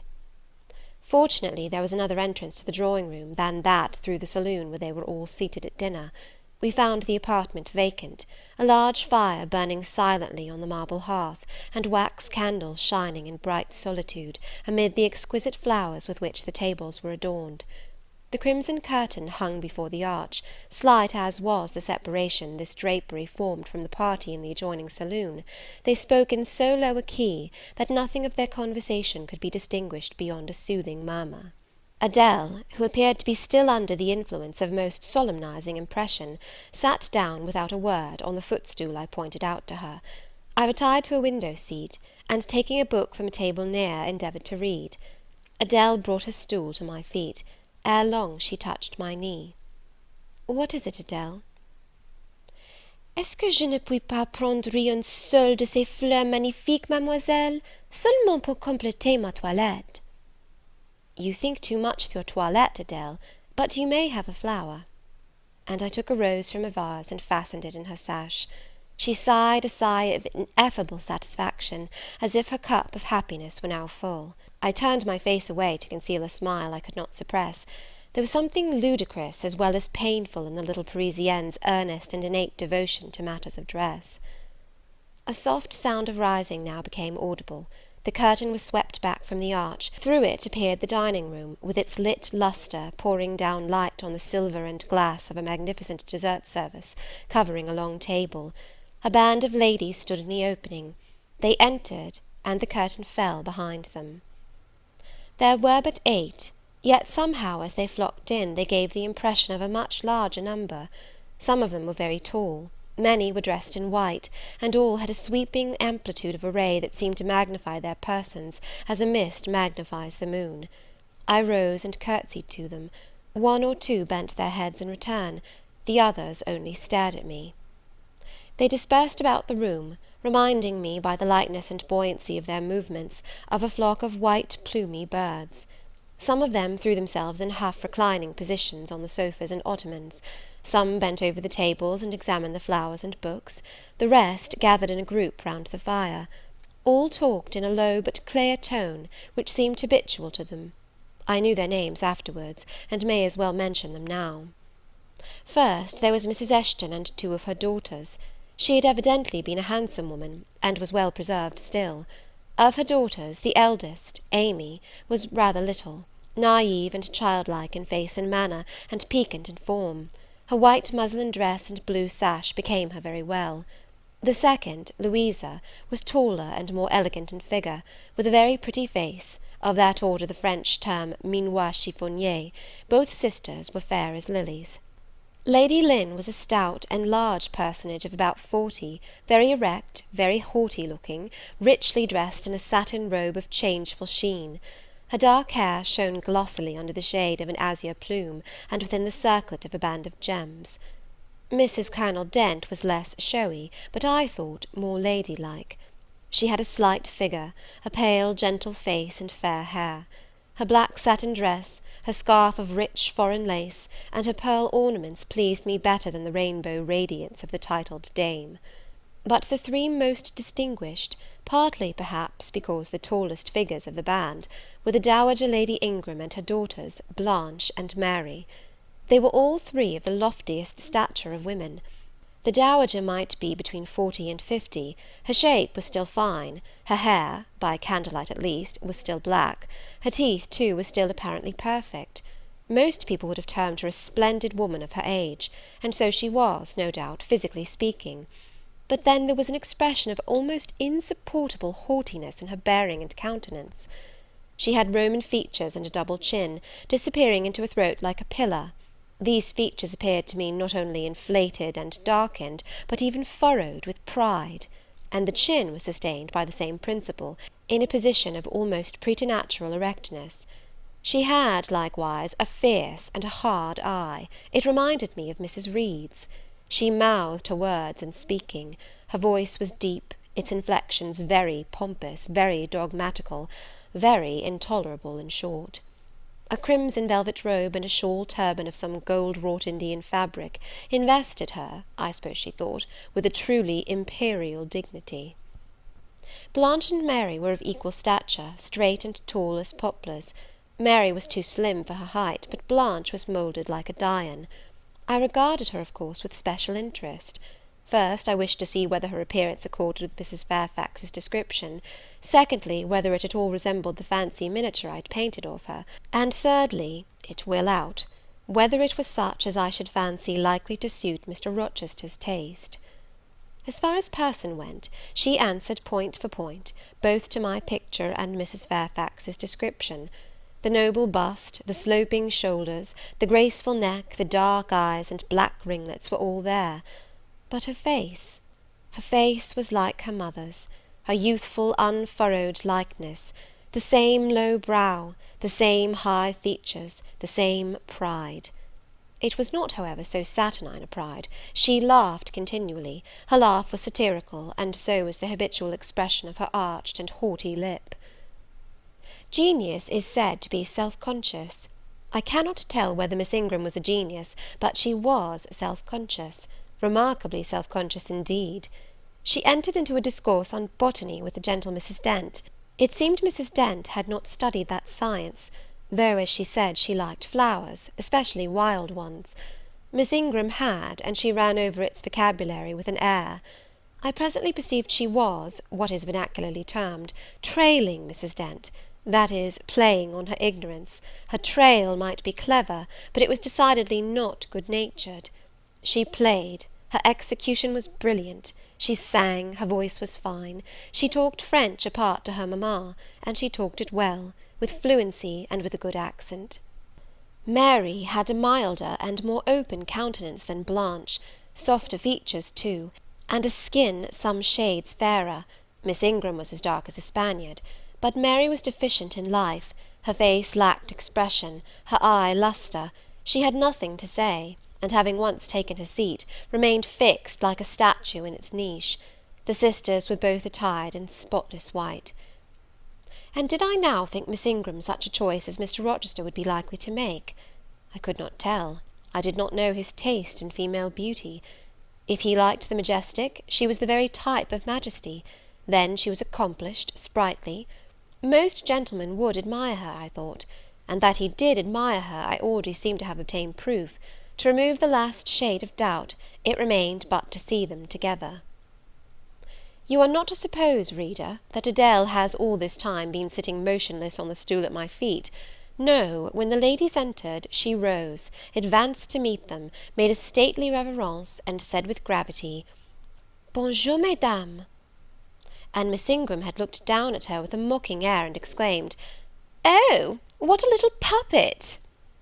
Lady Lynn had remarked, "It is Mr. Rochester's ward, I suppose, the little French girl he was speaking of." Mrs. Dent had kindly taken her hand, and given her a kiss. Amy and Louisa Eshton had cried out simultaneously, "What a love of a child!" And then they had called her to a sofa, where she now sat, ensconced between them, chattering alternately in French and broken English, absorbing not only the young lady's attention, but that of Mrs. Eshton and Lady Lynn, and getting spoilt to her heart's content. At last coffee is brought in, and the gentlemen are summoned. I sit in the shade, if any shade there be in this brilliantly lit apartment; the window curtain half hides me. Again the arch yawns; they come. The collective appearance of the gentlemen, like that of the ladies, is very imposing. They are all costumed in black; most of them are tall, some young. Henry and Frederick Lynn are very dashing sparks indeed, and Colonel Dent is a fine soldierly man. Mr. Eshton, the magistrate of the district, is gentlemanlike. His hair is quite white, his eyebrows and whiskers still dark, which gives him something of the appearance of a père noble de théâtre. Lord Ingram, like his sisters, is very tall; like them also, he is handsome; but he shares Mary's apathetic and listless look; he seems to have more length of limb than vivacity of blood or vigour of brain. And where is Mr. Rochester? He comes in last. I am not looking at the arch, yet I see him enter. I try to concentrate my attention on those netting needles, on the measures of the purse I am forming. I wish to think only of the work I have in my hands, to see only the silver beads and silk threads that lie in my lap. Whereas I distinctly behold his figure, and I inevitably recall the moment when I last saw it, just after I had rendered him what he deemed an essential service, and he, holding my hand, and looking down on my face, surveyed me with eyes that revealed a heart full and eager to overflow, in whose emotions I had a part. How near had I approached him at that moment? What had occurred since, calculated to change his and my relative positions? Yet now, how distant, how far estranged we were! So far estranged that I did not expect him to come and speak to me. I did not wonder, when, without looking at me, he took a seat at the other side of the room, and began conversing with some of the ladies. No sooner did I see that his attention was riveted on them, and that I might gaze without being observed, than my eyes were drawn involuntarily to his face. I could not keep their lids under control; they would rise, and the irids would fix on him. I looked, and had an acute pleasure in looking, a precious yet poignant pleasure, pure gold, with a steely point of agony, a pleasure like what the thirst perishing man might feel, who knows the well to which he has crept is poisoned, yet stoops and drinks divine draughts nevertheless. Most true it is that beauty is in the eye of the gazer. My master's colourless olive face, square massive brow, broad and jetty eyebrows, deep eyes, strong features, firm grim mouth, all energy, decision, will, were not beautiful, according to rule, but they were more than beautiful to me. They were full of an interest, an influence that quite mastered me, that took my feelings from my own power and fettered them in his. I had not intended to love him. The reader knows I had wrought hard to extirpate from my soul the germs of love there detected, and now, at the first renewed view of him, they spontaneously arrived, green and strong. He made me love him without looking at me. I compared him with his guests. What was the gallant grace of the Lynns, the languid elegance of Lord Ingram, even the military distinction of Colonel Dent, contrasted with his look of native pith and genuine power? I had no sympathy in their appearance, their expression, yet I could imagine that most observers would call them attractive, handsome, imposing, while they would pronounce Mr. Rochester at once harsh-featured and melancholy looking. I saw them smile, laugh. It was nothing. The light of the candles had as much soul in it as their smile, the tinkle of the bell as much significance as their laugh. I saw Mr. Rochester smile. His stern features softened. His eye grew both brilliant and gentle, its ray both searching and sweet. He was talking at the moment to Louisa and Amy Eshton. I wondered to see them receive with calm that look which seemed to me so penetrating. I expected their eyes to fall, their colour to rise under it, yet I was glad when I found they were in no sense moved. He is not to them what he is to me, I thought. He is not of their kind. I believe he is of mine. I am sure he is. I feel akin to him. I understand the language of his countenance and movements. Though rank and wealth sever us widely, I have something in my brain and heart, in my blood and nerves, that assimilates me mentally to him. Did I say, a few days since, that I had nothing to do with him but to receive my salary at his hands? Did I forbid myself to think of him in any other light than as a paymaster? Blasphemy against nature! Every good, true, vigorous feeling I have gathers impulsively round him. I know I must conceal my sentiments. I must smother hope. I must remember that he cannot care much for me. For when I say that I am of his kind, I do not mean that I have his force to influence and his spell to attract. I mean only that I have certain tastes and feelings in common with him. I must then repeat continually that we are forever sundered. And yet, while I breathe and think, I must love him. Coffee is handed. The ladies, since the gentlemen entered, have become lively as larks. Conversation waxes brisk and merry. Colonel Dent and Mr. Eshton argue on politics. Their wives listen. The two proud dowagers, Lady Lynn and Lady Ingram, confabulate together. Sir George, whom, by the by, I have forgotten to describe, a very big and very fresh-looking country gentleman, stands before their sofa, coffee-cup in hand, and occasionally puts in a word. Mr. Frederick Lynn has taken a seat beside Mary Ingram, and is showing her the engravings of a splendid volume. She looks, smiles now and then, but apparently says little. The tall and phlegmatic Lord Ingram leans with folded arms on the chair-back of the little and lively Amy Eshton.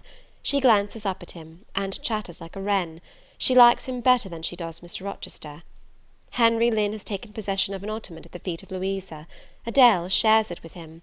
He is trying to talk French with her, and Louisa laughs at his blunders. With whom will Blanche Ingram pair? She is standing alone at the table, bending gracefully over an album. She seems waiting to be sought, but she will not wait too long.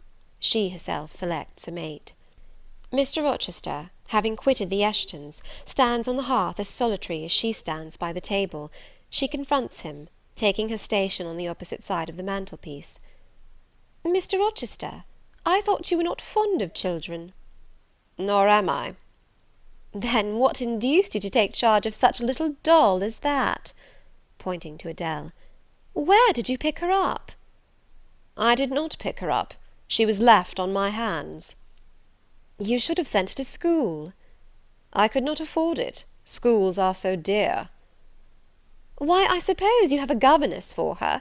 I saw a person with her just now. Is she gone? Oh, no, there she is still, behind the window curtain. You pay her, of course. I should think it quite as expensive, more so, for you have them both to keep in addition." I feared, or should I say hoped, the allusion to me would make Mr. Rochester glance my way, and I involuntarily shrank further into the shade, but he never turned his eyes. "I have not considered the subject," said he indifferently, looking straight before him. "No, you men never do consider economy and common sense. You should hear mamma in the chapter of governesses.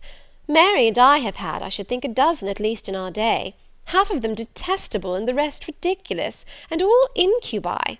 Were they not, mamma?" "Did you speak my own?" The young lady, thus claimed as the dowager's special property, reiterated her question with an explanation. "My dearest, don't mention governesses. The word makes me nervous. I have suffered a martyrdom from their incompetency and caprice. I thank Heaven I have now done with them." Mrs. Dent here bent over to the pious lady, and whispered something in her ear. I suppose, from the answer elicited, it was a reminder that one of the anathematized race was present. "Tant pis," said her ladyship, "I hope it may do her good." Then, in a lower tone, but still loud enough for me to hear, "I noticed her.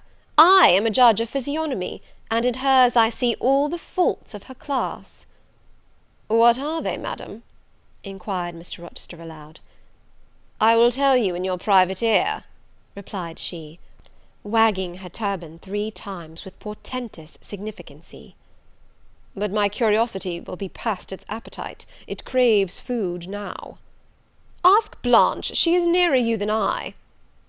"Oh, don't refer him to me, mamma. I have just one word to say of the whole tribe. They are a nuisance. Not that I ever suffered much from them. I took care to turn the tables. What tricks Theodore and I used to play on Miss Wilsons, and Mrs. Greys, and Madame Joubert! Mary was always too sleepy to join in a plot with spirit. The best fun was with Madame Joubert. Miss Wilson was a poor sickly thing, lachrymose and low-spirited, not worth the trouble of vanquishing, in short. And Mrs. Grey was coarse and insensible. No blow took effect on her. But poor Madame Joubert! I see her yet in her raging passions, when we had driven her to extremities, spilt our tea, crumbled our bread and butter, tossed our books up to the ceiling, and played a charivari with the ruler and desk, the fender and fire-irons. Theodore, do you remember those merry days?" "Yes, to be sure I do," drawled Lord Ingram. "And the poor old stick used to cry out, 'Oh, you villain childs!' and then we sermonized her on the presumption of attempting to teach such clever blades as we were, when she herself was so ignorant." "We did. And Teddo, you know, I helped you in prosecuting, or persecuting, your tutor, whey-faced Mr. Vining, the parson in the pip, as we used to call him. He and Miss Wilson took the liberty of falling in love with each other. At least Teddo and I thought so. We surprised sundry tender glances and sighs, which we interpreted as tokens of la belle passion, and I promise you the public soon had the benefit of our discovery. We employed it as a sort of lever to hoist our dead weights from the house. Dear mamma, there, as soon as she got an inkling of the business, found out that it wasn't of an immoral tendency. Did you not, my lady mother?" "Certainly, my best, and I was quite right. Depend on that. There are 1,000 reasons why liaison between governesses and tutors should never be tolerated a moment in any well-regulated house. Firstly—" "Oh, gracious, mamma, spare us the enumeration. Au reste, we all know them. Danger of bad example to innocence of childhood, distractions and consequent neglect of duty on the part of the attached, mutual alliance and reliance, confidence thence resulting, insolence accompanying, mutiny, and general blow-up. Am I right, Baroness Ingram, of Ingram Park?" "My lily flower, you are right now, as always." "Then no more need be said. Change the subject." Amy Eshton, not hearing or not heeding this dictum, joined in with her soft infantine tone. "Louisa and I used to quiz our governess too, but she was such a good creature, she would bear anything, nothing put her out. She was never cross with us, was she, Louisa?"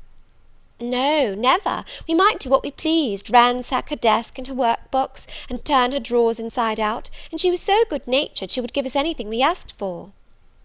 "I suppose now," said Miss Ingram, curling her lip sarcastically, "we shall have an abstract of the memoirs of all the governesses extant, in order to avert such a visitation. I again move the introduction of a new topic. Mr. Rochester, do you second my motion?" "Madam, I support you on this point, as on every other." "Then on me be the onus of bringing it forward.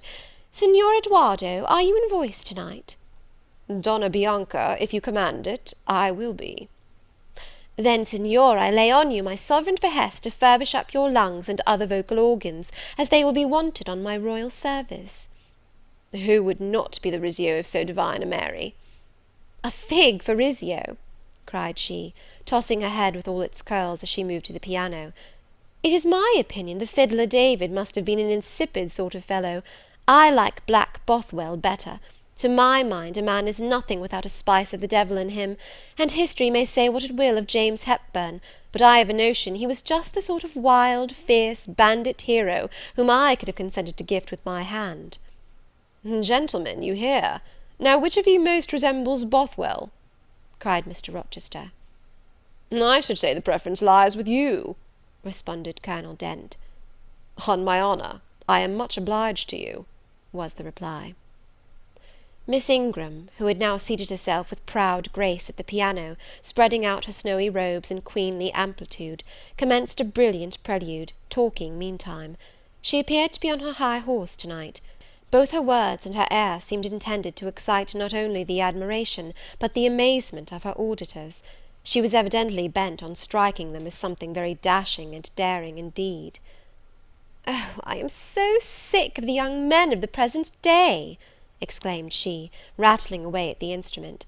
"Poor puny things, not fit to stir a step beyond papa's park gates, nor to go even so far without mamma's permission and guardianship. Creatures so absorbed in care about their pretty faces, and their white hands, and their small feet, as if a man had anything to do with beauty, as if loveliness were not the special prerogative of woman, her legitimate appanage and heritage. I grant an ugly woman is a blot on the fair face of creation; but as to the gentlemen, let them be solicitous to possess only strength and valour; let their motto be, hunt, shoot, and fight; the rest is not worth a fillip. Such should be my device were I a man. Whenever I marry," she continued, after a pause which none interrupted, "I am resolved my husband shall not be a rival, but a foil to me. I will suffer no competitor near the throne. I shall exact an undivided homage; his devotions shall not be shared between me and the shape he sees in his mirror. Mr. Rochester, now sing, and I will play for you." "I am all obedience," was the response. "Here, then, is a Corsair song. Know that I dote on Corsairs, and for that reason sing it con spirito." "Commands from Miss Ingram's lips would put spirit into a mug of milk and water." "Take care, then. If you don't please me, I will shame you by showing how such things should be done." "That is offering a premium on incapacity. I shall now endeavour to fail." "Gardez-vous-en bien. If you err willingly, I shall devise a proportionate punishment."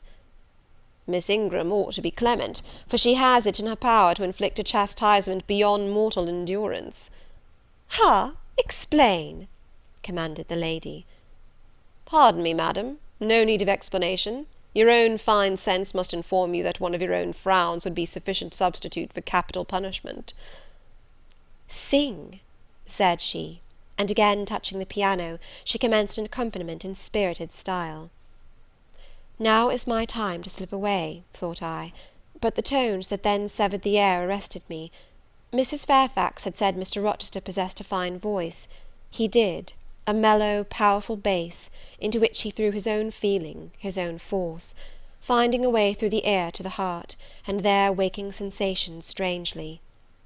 I waited till the last deep and full vibration had expired, till the tide of talk, checked an instant, had resumed its flow. I then quitted my sheltered corner and made my exit by the side door, which was fortunately near. Thence a narrow passage led into the hall. In crossing it, I perceived my sandal was loose. I stopped to tie it, kneeling for that purpose on the mat at the foot of the staircase. I heard the dining-room door unclose. A gentleman came out. Rising hastily, I stood face to face with him. It was Mr. Rochester. "How do you do?" he asked. "I am very well, sir." "Why did you not come and speak to me in the room?" I thought I might have retorted the question on him who put it, but I would not take that freedom. I answered, "I did not wish to disturb you, as you seemed engaged, sir." "What have you been doing during my absence?" "Nothing particular. Teaching Adele, as usual." "And getting a good deal paler than you were, as I saw at first sight. What is the matter?" "Nothing at all, sir." "Did you take any cold that night you half drowned me?" "Not the least." "Return to the drawing-room. You are deserting too early." "I am tired, sir." He looked at me for a minute. "And a little depressed?" he said. "What about? Tell me." "Nothing, nothing, sir. I am not depressed." "But I affirm that you are. So much depressed that a few more words would bring tears to your eyes. Indeed, they are there now, shining and swimming, and a bead has slipped from the lash and fallen on to the flag. If I had time, and was not in mortal dread of some prating prig of a servant passing, I would know what all this means. Well, tonight I excuse you. But understand that so long as my visitors stay, I expect you to appear in the drawing-room every evening. It is my wish. Don't neglect it. Now go and send Sophy for Adele. Good night, my—" He stopped, bit his lip, and abruptly left me.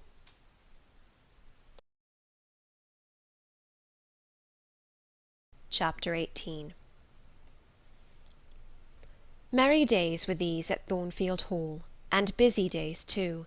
How different from the first 3 months of stillness, monotony, and solitude I had passed beneath its roof! All sad feelings seemed now driven from the house, all gloomy associations forgotten. There was life everywhere, movement all day long. You could not now traverse the gallery, once so hushed, nor enter the front chambers, once so tenantless, without encountering a smart lady's maid or a dandy valet. The kitchen, the butler's pantry, the servants' hall, the entrance hall were equally alive, and the saloons were only left void and still when the blue sky and halcyon sunshine of the genial spring weather called their occupants out into the grounds. Even when that weather was broken, and continuous rain set in for some days, no damp seemed cast over enjoyment. Indoor amusements only became more lively and varied, in consequence of the stop put to outdoor gaiety. I wondered what they were going to do the first evening a change of entertainment was proposed. They spoke of playing charades, but in my ignorance I did not understand the term. The servants were called in, the dining-room tables wheeled away, the lights otherwise disposed, the chairs placed in a semicircle opposite the arch. While Mr. Rochester and the other gentlemen directed these alterations, the ladies were running up and down stairs, ringing for their maids. Mrs. Fairfax was summoned to give information respecting the resources of the house in shawls, dresses, draperies of any kind, and certain wardrobes of the third story were ransacked, and their contents, in the shape of brocaded and hooped petticoats, satin sacks, black modes, lace lappets, etc., were brought down in armfuls by the Abigails. Then a selection was made, and such things as were chosen were carried to the boudoir within the drawing-room. Meantime Mr. Rochester had again summoned the ladies round him, and was selecting certain of their number to be of his party. "Miss Ingram is mine, of course," said he. Afterwards he named the two Mrs. Eshton and Mrs. Dent. He looked at me. I happened to be near him, as I had been fastening the clasp of Mrs. Dent's bracelet, which had got loose. "Will you play?" he asked. I shook my head. He did not insist, which I rather feared he would have done. He allowed me to return quietly to my usual seat. He and his aides now withdrew behind the curtain. The other party, which was headed by Colonel Dent, sat down on the crescent of chairs. One of the gentlemen, Mr. Eshton, observing me, seemed to propose that I should be asked to join them, but Lady Ingram instantly negatived the notion. "No," I heard her say, "she looks too stupid for any game of the sort." Ere long a bell tinkled, and the curtain drew up. Within the arch, the bulky figure of Sir George Lynn, whom Mr. Rochester had likewise chosen, was seen enveloped in a white sheet. Before him, on a table, lay open a large book, and at his side stood Amy Eshton, draped in Mr. Rochester's cloak, and holding a book in her hand. Somebody unseen rang the bell merrily.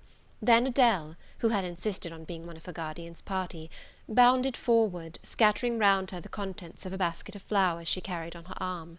Then appeared the magnificent figure of Miss Ingram, clad in white, with a long veil on her head, and a wreath of roses round her brow.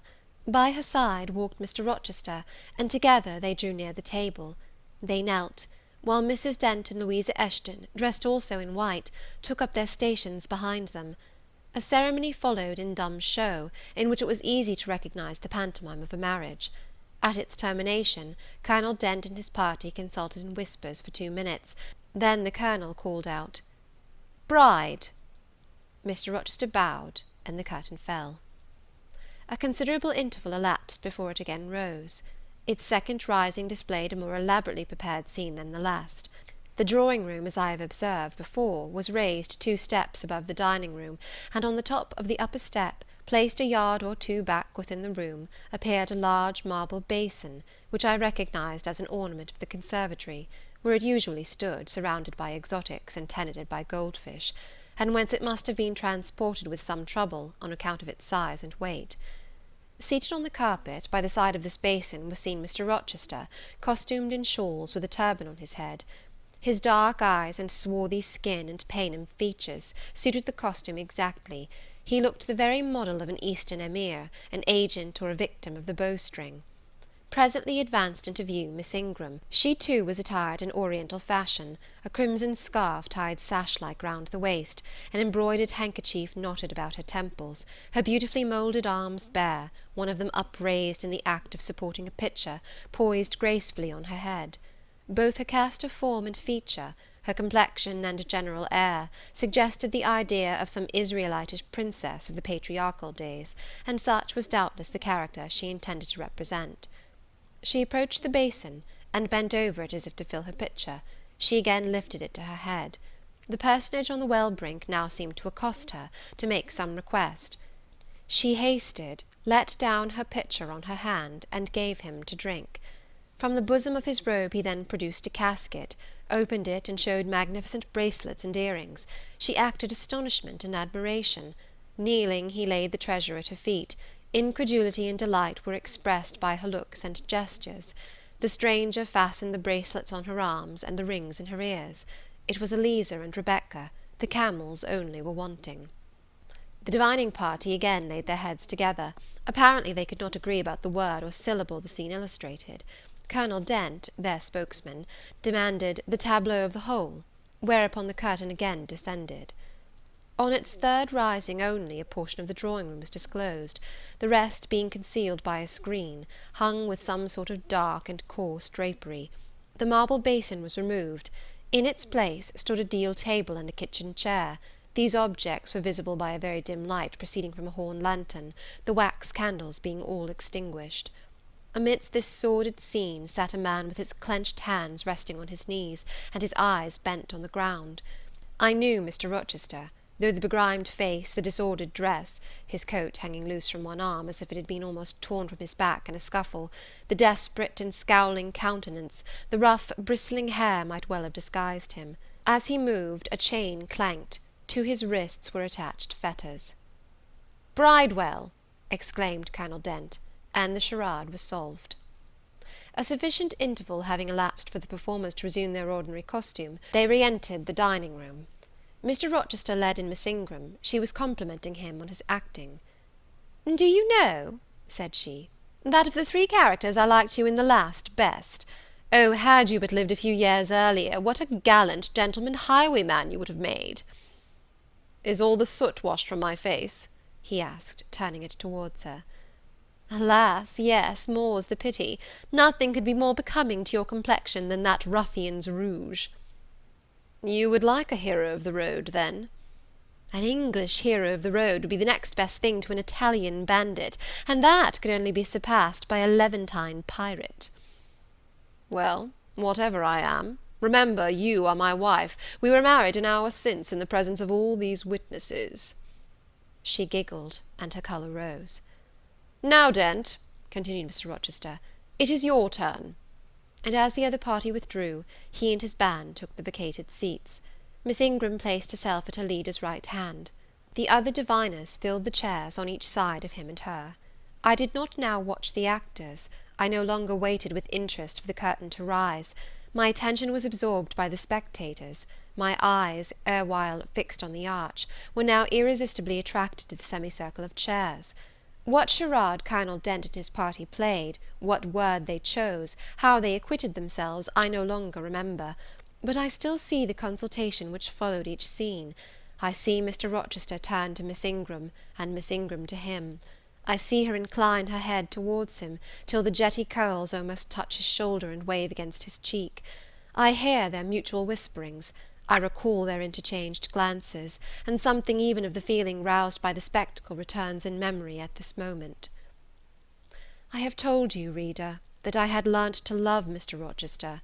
I could not unlove him now, merely because I found that he had ceased to notice me, because I might pass hours in his presence and he would never once turn his eyes in my direction, because I saw all his attentions appropriated by a great lady who scorned to touch me with the hem of her robes as she passed, who, if even her dark and imperious eye fell on me by chance, would withdraw it instantly, as from an object too mean to merit observation.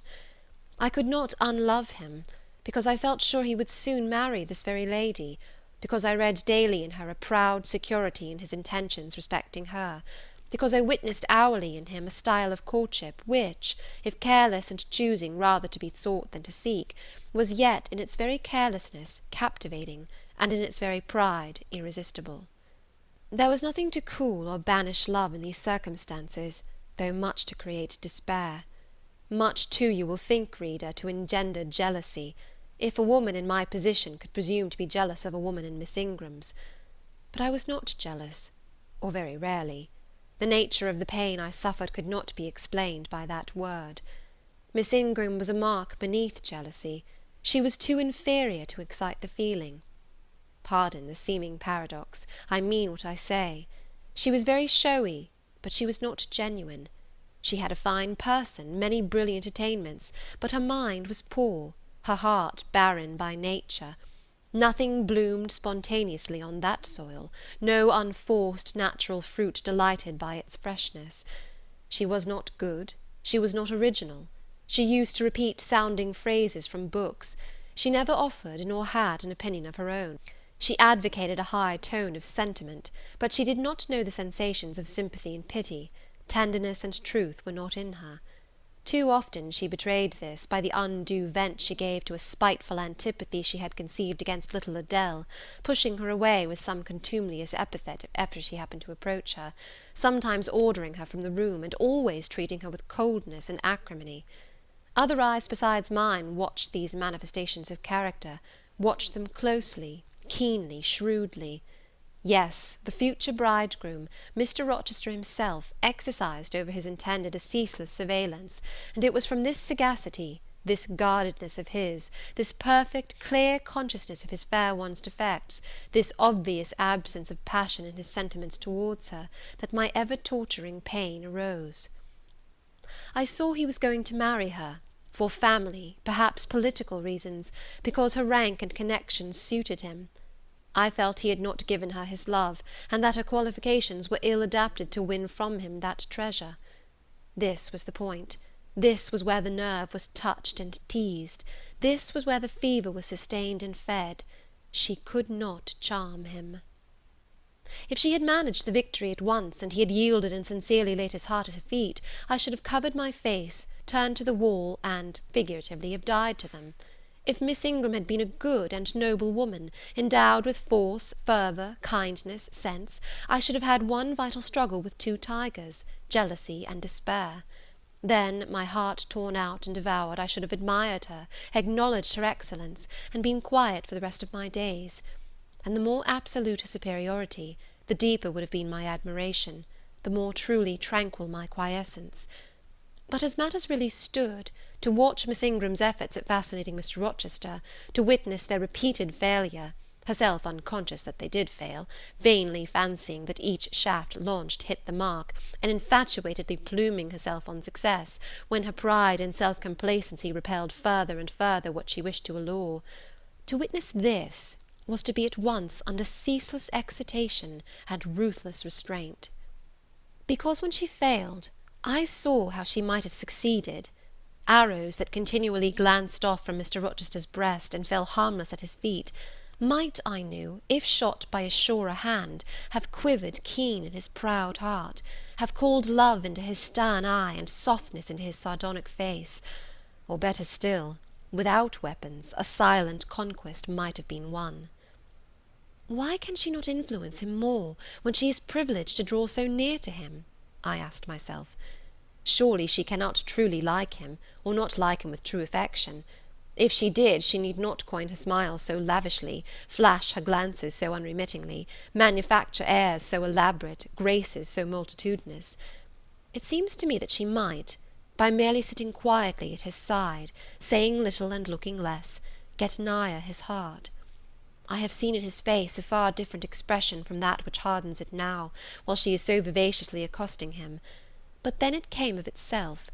It was not elicited by meretricious arts and calculated manoeuvres, and one had but to accept it, to answer what he asked without pretension, to address him when needful without grimace, and it increased, and grew kinder and more genial, and warmed one like a fostering sunbeam. How will she manage to please him when they are married? I do not think she will manage it. And yet it might be managed, and his wife might, I verily believe, be the very happiest woman the sun shines on. I have not yet said anything condemnatory of Mr. Rochester's project of marrying for interest and connections. It surprised me when I first discovered that such was his intention.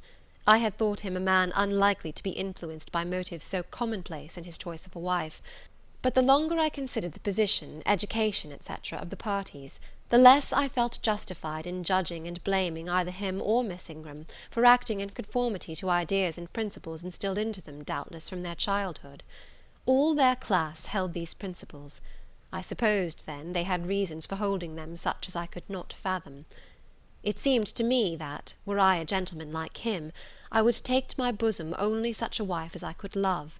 But the very obviousness of the advantages to the husband's own happiness offered by this plan convinced me that there must be arguments against its general adoption, of which I was quite ignorant. Otherwise, I felt sure all the world would act as I wished to act.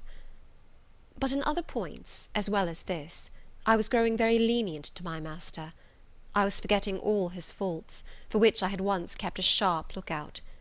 It had formerly been my endeavour to study all sides of his character, to take the bad with the good, and from the just weighing of both to form an equitable judgment. Now I saw no bad. The sarcasm that had repelled, the harshness that had startled me once, were only like keen condiments in a choice dish. Their presence was pungent, but their absence would be felt as comparatively insipid.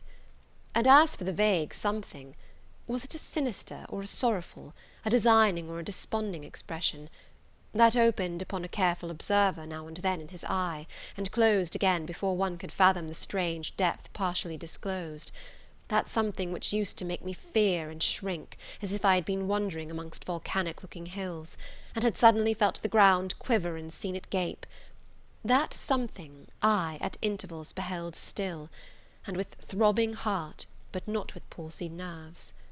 Instead of wishing to shun him, I longed only to dare, to divine it, and I thought Miss Ingram happy because one day she might look into the abyss at her leisure, explore its secrets, and analyse their nature. Meantime, While I thought only of my master and his future bride, saw only them, heard only their discourse, and considered only their movements of importance, the rest of the party were occupied with their own separate interests and pleasures. The ladies Lynn and Ingram continued to consort in solemn conferences, where they nodded their two turbans at each other, and held up their four hands in confronting gestures of surprise, or mystery, or horror, according to the theme on which their gossip ran, like a pair of magnified puppets. Mild Mrs. Dent talked with good-natured Mrs. Eshton, and the two sometimes bestowed a courteous word or smile on me. Sir George Lynn, Colonel Dent, and Mr. Eshton discussed politics, or county affairs, or justice business.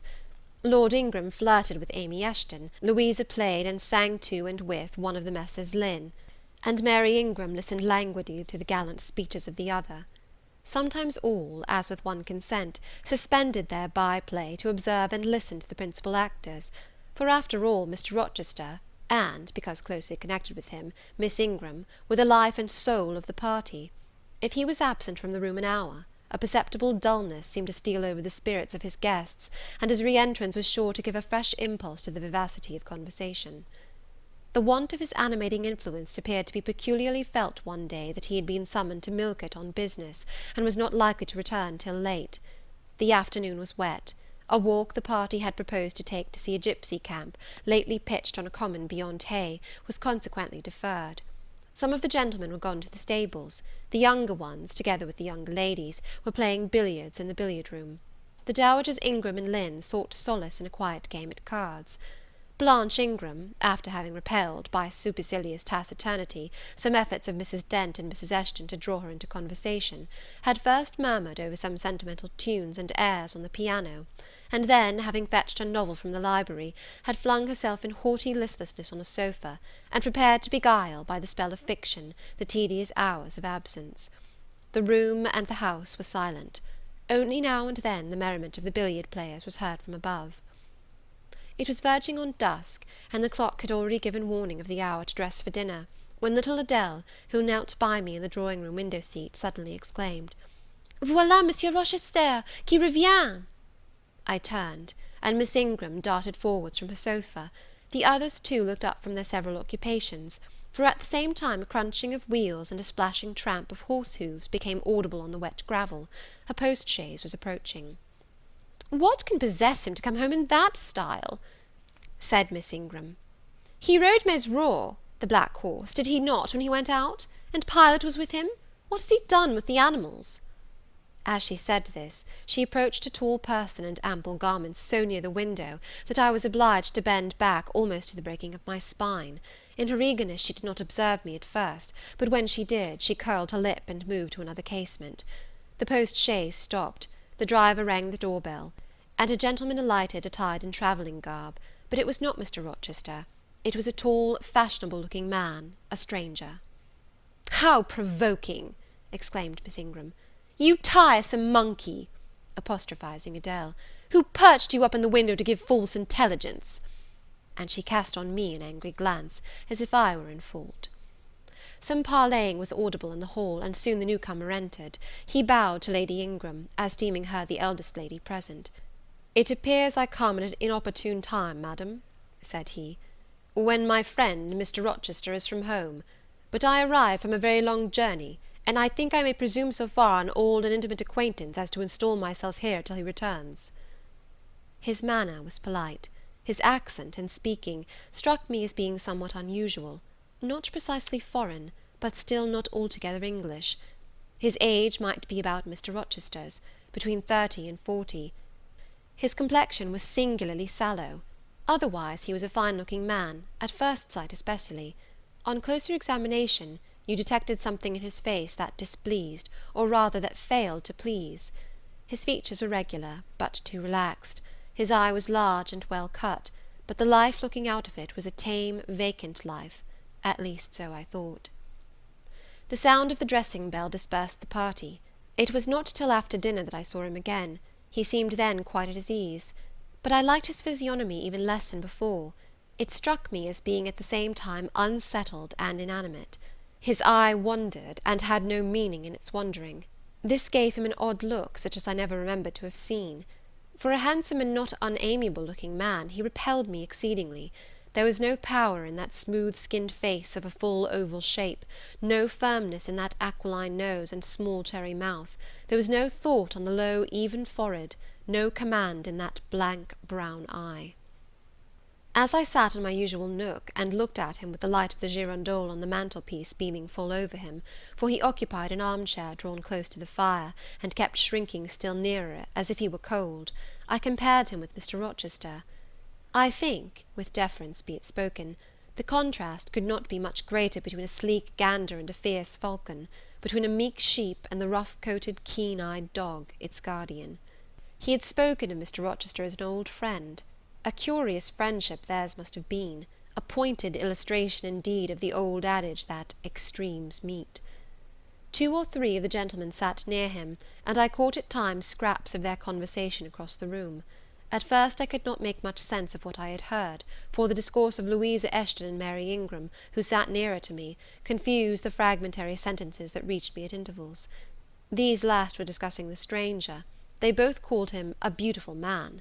Louisa said he was a love of a creature, and she adored him, and Mary instanced his pretty little mouth and nice nose, as her ideal of the charming.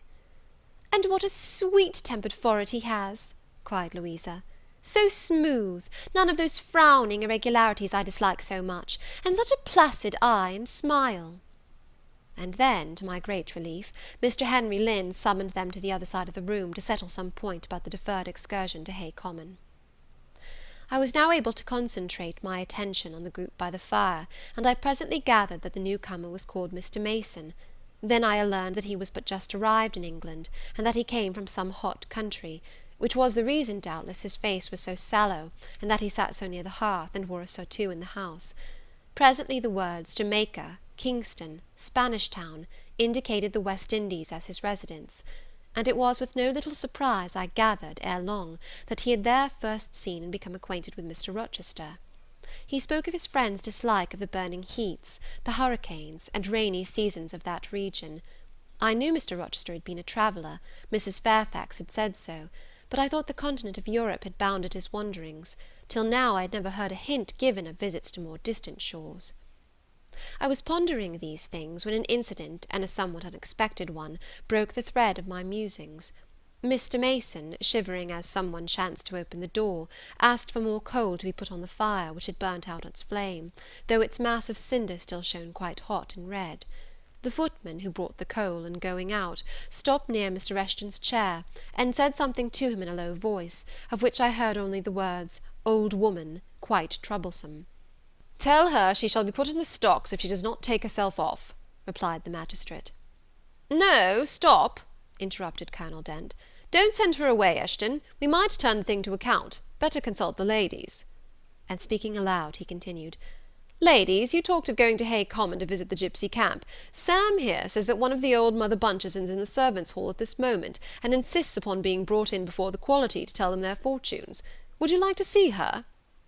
"Surely, Colonel," cried Lady Ingram, "you would not encourage such a low impostor. Dismiss her by all means at once." "But I cannot persuade her to go away, my lady," said the footman, "nor can any of the servants. Mrs. Fairfax is with her just now, entreating her to be gone, but she has taken a chair in the chimney corner, and says nothing shall stir her from it till she gets leave to come in here." "What does she want?" asked Mrs. Eshton. "To tell the gentry their fortune, she says, ma'am, and she swears she must and will do it." "What is she like?" inquired the Mrs. Eshton in a breath. "A shockingly ugly old creature, miss, almost as black as a crock." "Why, she's a real sorceress," cried Frederick Lynn. "Let us have her in, of course." "To be sure," rejoined his brother, "it would be 1,000 pities to throw away such a chance of fun." "My dear boys, what are you thinking about?" exclaimed Mrs. Lynn. "I cannot possibly countenance any such inconsistent proceeding," chimed in the Dowager Ingram. "Indeed, mamma, but you can and will," pronounced the haughty voice of Blanche, as she turned round on the piano stool, where till now she had sat silent, apparently examining sundry sheets of music. "I have a curiosity to hear my fortune told, therefore, Sam, order the beldam forward." "My darling Blanche, recollect—" "I do. I recollect all you can suggest, and I must have my will. Quick, Sam!" "Yes, yes, yes," cried all the juveniles, both ladies and gentlemen. "Let her come, it will be excellent sport." The footman still lingered. "She looks such a rough one," said he. "Go!" ejaculated Miss Ingram, and the man went. Excitement instantly seized the whole party. A running fire of raillery and jest was proceeding when Sam returned. "She won't come now," said he. "She says it's not her mission to appear before the vulgar herd, them's her words. I must show her into a room by herself, and then those who wish to consult her must go to her one by one." "You see now, my queenly Blanche," began Lady Ingram, "she encroaches. Be advised, my angel girl, and—" "Show her into the library, of course," cut in the angel girl. "It is not my mission to listen to her before the vulgar herd either. I mean to have her all to myself. Is there a fire in the library?" "Yes, ma'am, but she looks such a tinkler." "Cease that chatter, blockhead, and do my bidding." Again Sam vanished, and mystery, animation, expectation rose to full flow once more.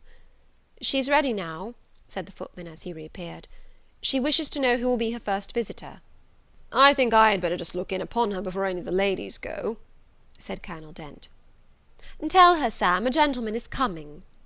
Sam went and returned.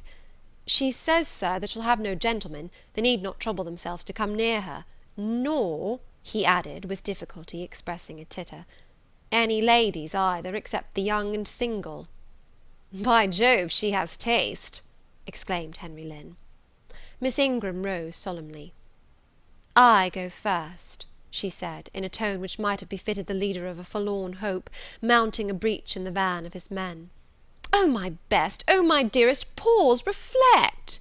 was her mamma's cry; but she swept past her in stately silence, passed through the door which Colonel Dent held open, and we heard her enter the library.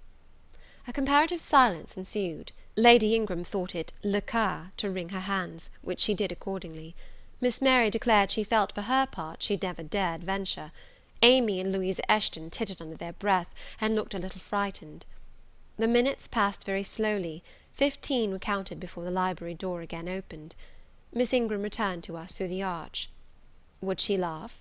Would she take it as a joke? All eyes met her with a glance of eager curiosity, and she met all eyes with one of coldness and rebuff. She looked neither flurried nor merry. She walked stiffly to her seat and took it in silence. "Well, Blanche," said Lord Ingram. "What did she say, sister?" asked Mary. "What did you think? How do you feel? Is she a real fortune teller?" demanded the Mrs. Eshton. Now, now, good people," returned Miss Ingram, "don't press upon me. Really, your organs of wonder and credulity are easily excited. You seem, by the importance of you all, my good mamma included, ascribed to this matter, absolutely to believe we have a genuine witch in the house, who is in close alliance with the old gentleman. I have seen a gipsy vagabond. She has practised in hackneyed fashion the science of palmistry, and told me what such people usually tell. My whim is gratified, and now I think Mr. Eshton would do well to put the hag in the stocks to-morrow morning, as he's threatened." Miss Ingram took a book, leant back in her chair, and so declined further conversation. I watched her for nearly half an hour. During all that time she never turned a page, and her face grew momently darker, more dissatisfied, and more sourly expressive of disappointment. She had obviously not heard anything to her advantage, and it seemed to me, from her prolonged fits of gloom and taciturnity, that she herself, notwithstanding her professed indifference, attached undue importance to whatever revelations had been made her. Meantime, Mary Ingram, Amy and Louisa Eshton declared they dared not go alone, and yet they all wished to go. A negotiation was opened through the medium of the ambassador, Sam, and after much pacing to and fro, till, I think, the said Sam's calves must have ached with the exercise, permission was at last, with great difficulty, extorted from the rigorous Sybil for the three to wait upon her in a body. Their visit was not so still as Miss Ingram's had been. We heard hysterical giggling and little shrieks proceeding from the library, and at the end of about 20 minutes they burst the door open, and came running across the hall as if they were half scared out of their wits. "I am sure she is something not right," they cried, one and all.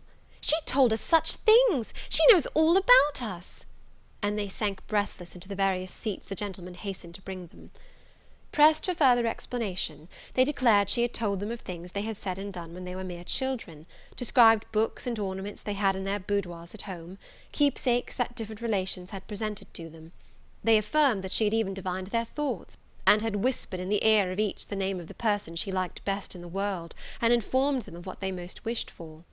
Here the gentleman interposed with earnest petitions to be further enlightened on these two last-named points, but they got only blushes, ejaculations, tremors, and titters, in return for their importunity. The matrons, meantime, offered vinaigrettes and wielded fans, and again reiterated the expression of their concern that their warning had not been taken in time, and the elder gentlemen laughed, and the younger urged their services on the agitated fair ones. In the midst of the tumult, and while my eyes and ears were fully engaged in the scene before me, I heard a hem close at my elbow. I turned, and saw Sam. "If you please, miss, the gipsy declares that there is another young single lady in the room who has not been to her yet, and she swears she will not go till she has seen all. I thought it must be you, there is no one else for it. What shall I tell her?" "Oh, I will go by all means," I answered, and I was glad of the unexpected opportunity to gratify my much excited curiosity. I slipped out of the room, unobserved by any eye, for the company were gathered in one mass about the trembling trio just returned, and I closed the door quietly behind me. "If you like, miss," said Sam, "I'll wait in the hall for you, and if she frightens you, just call and I'll come in." "No, Sam, return to the kitchen. I am not in the least afraid." Nor was I, but I was a good deal interested and excited.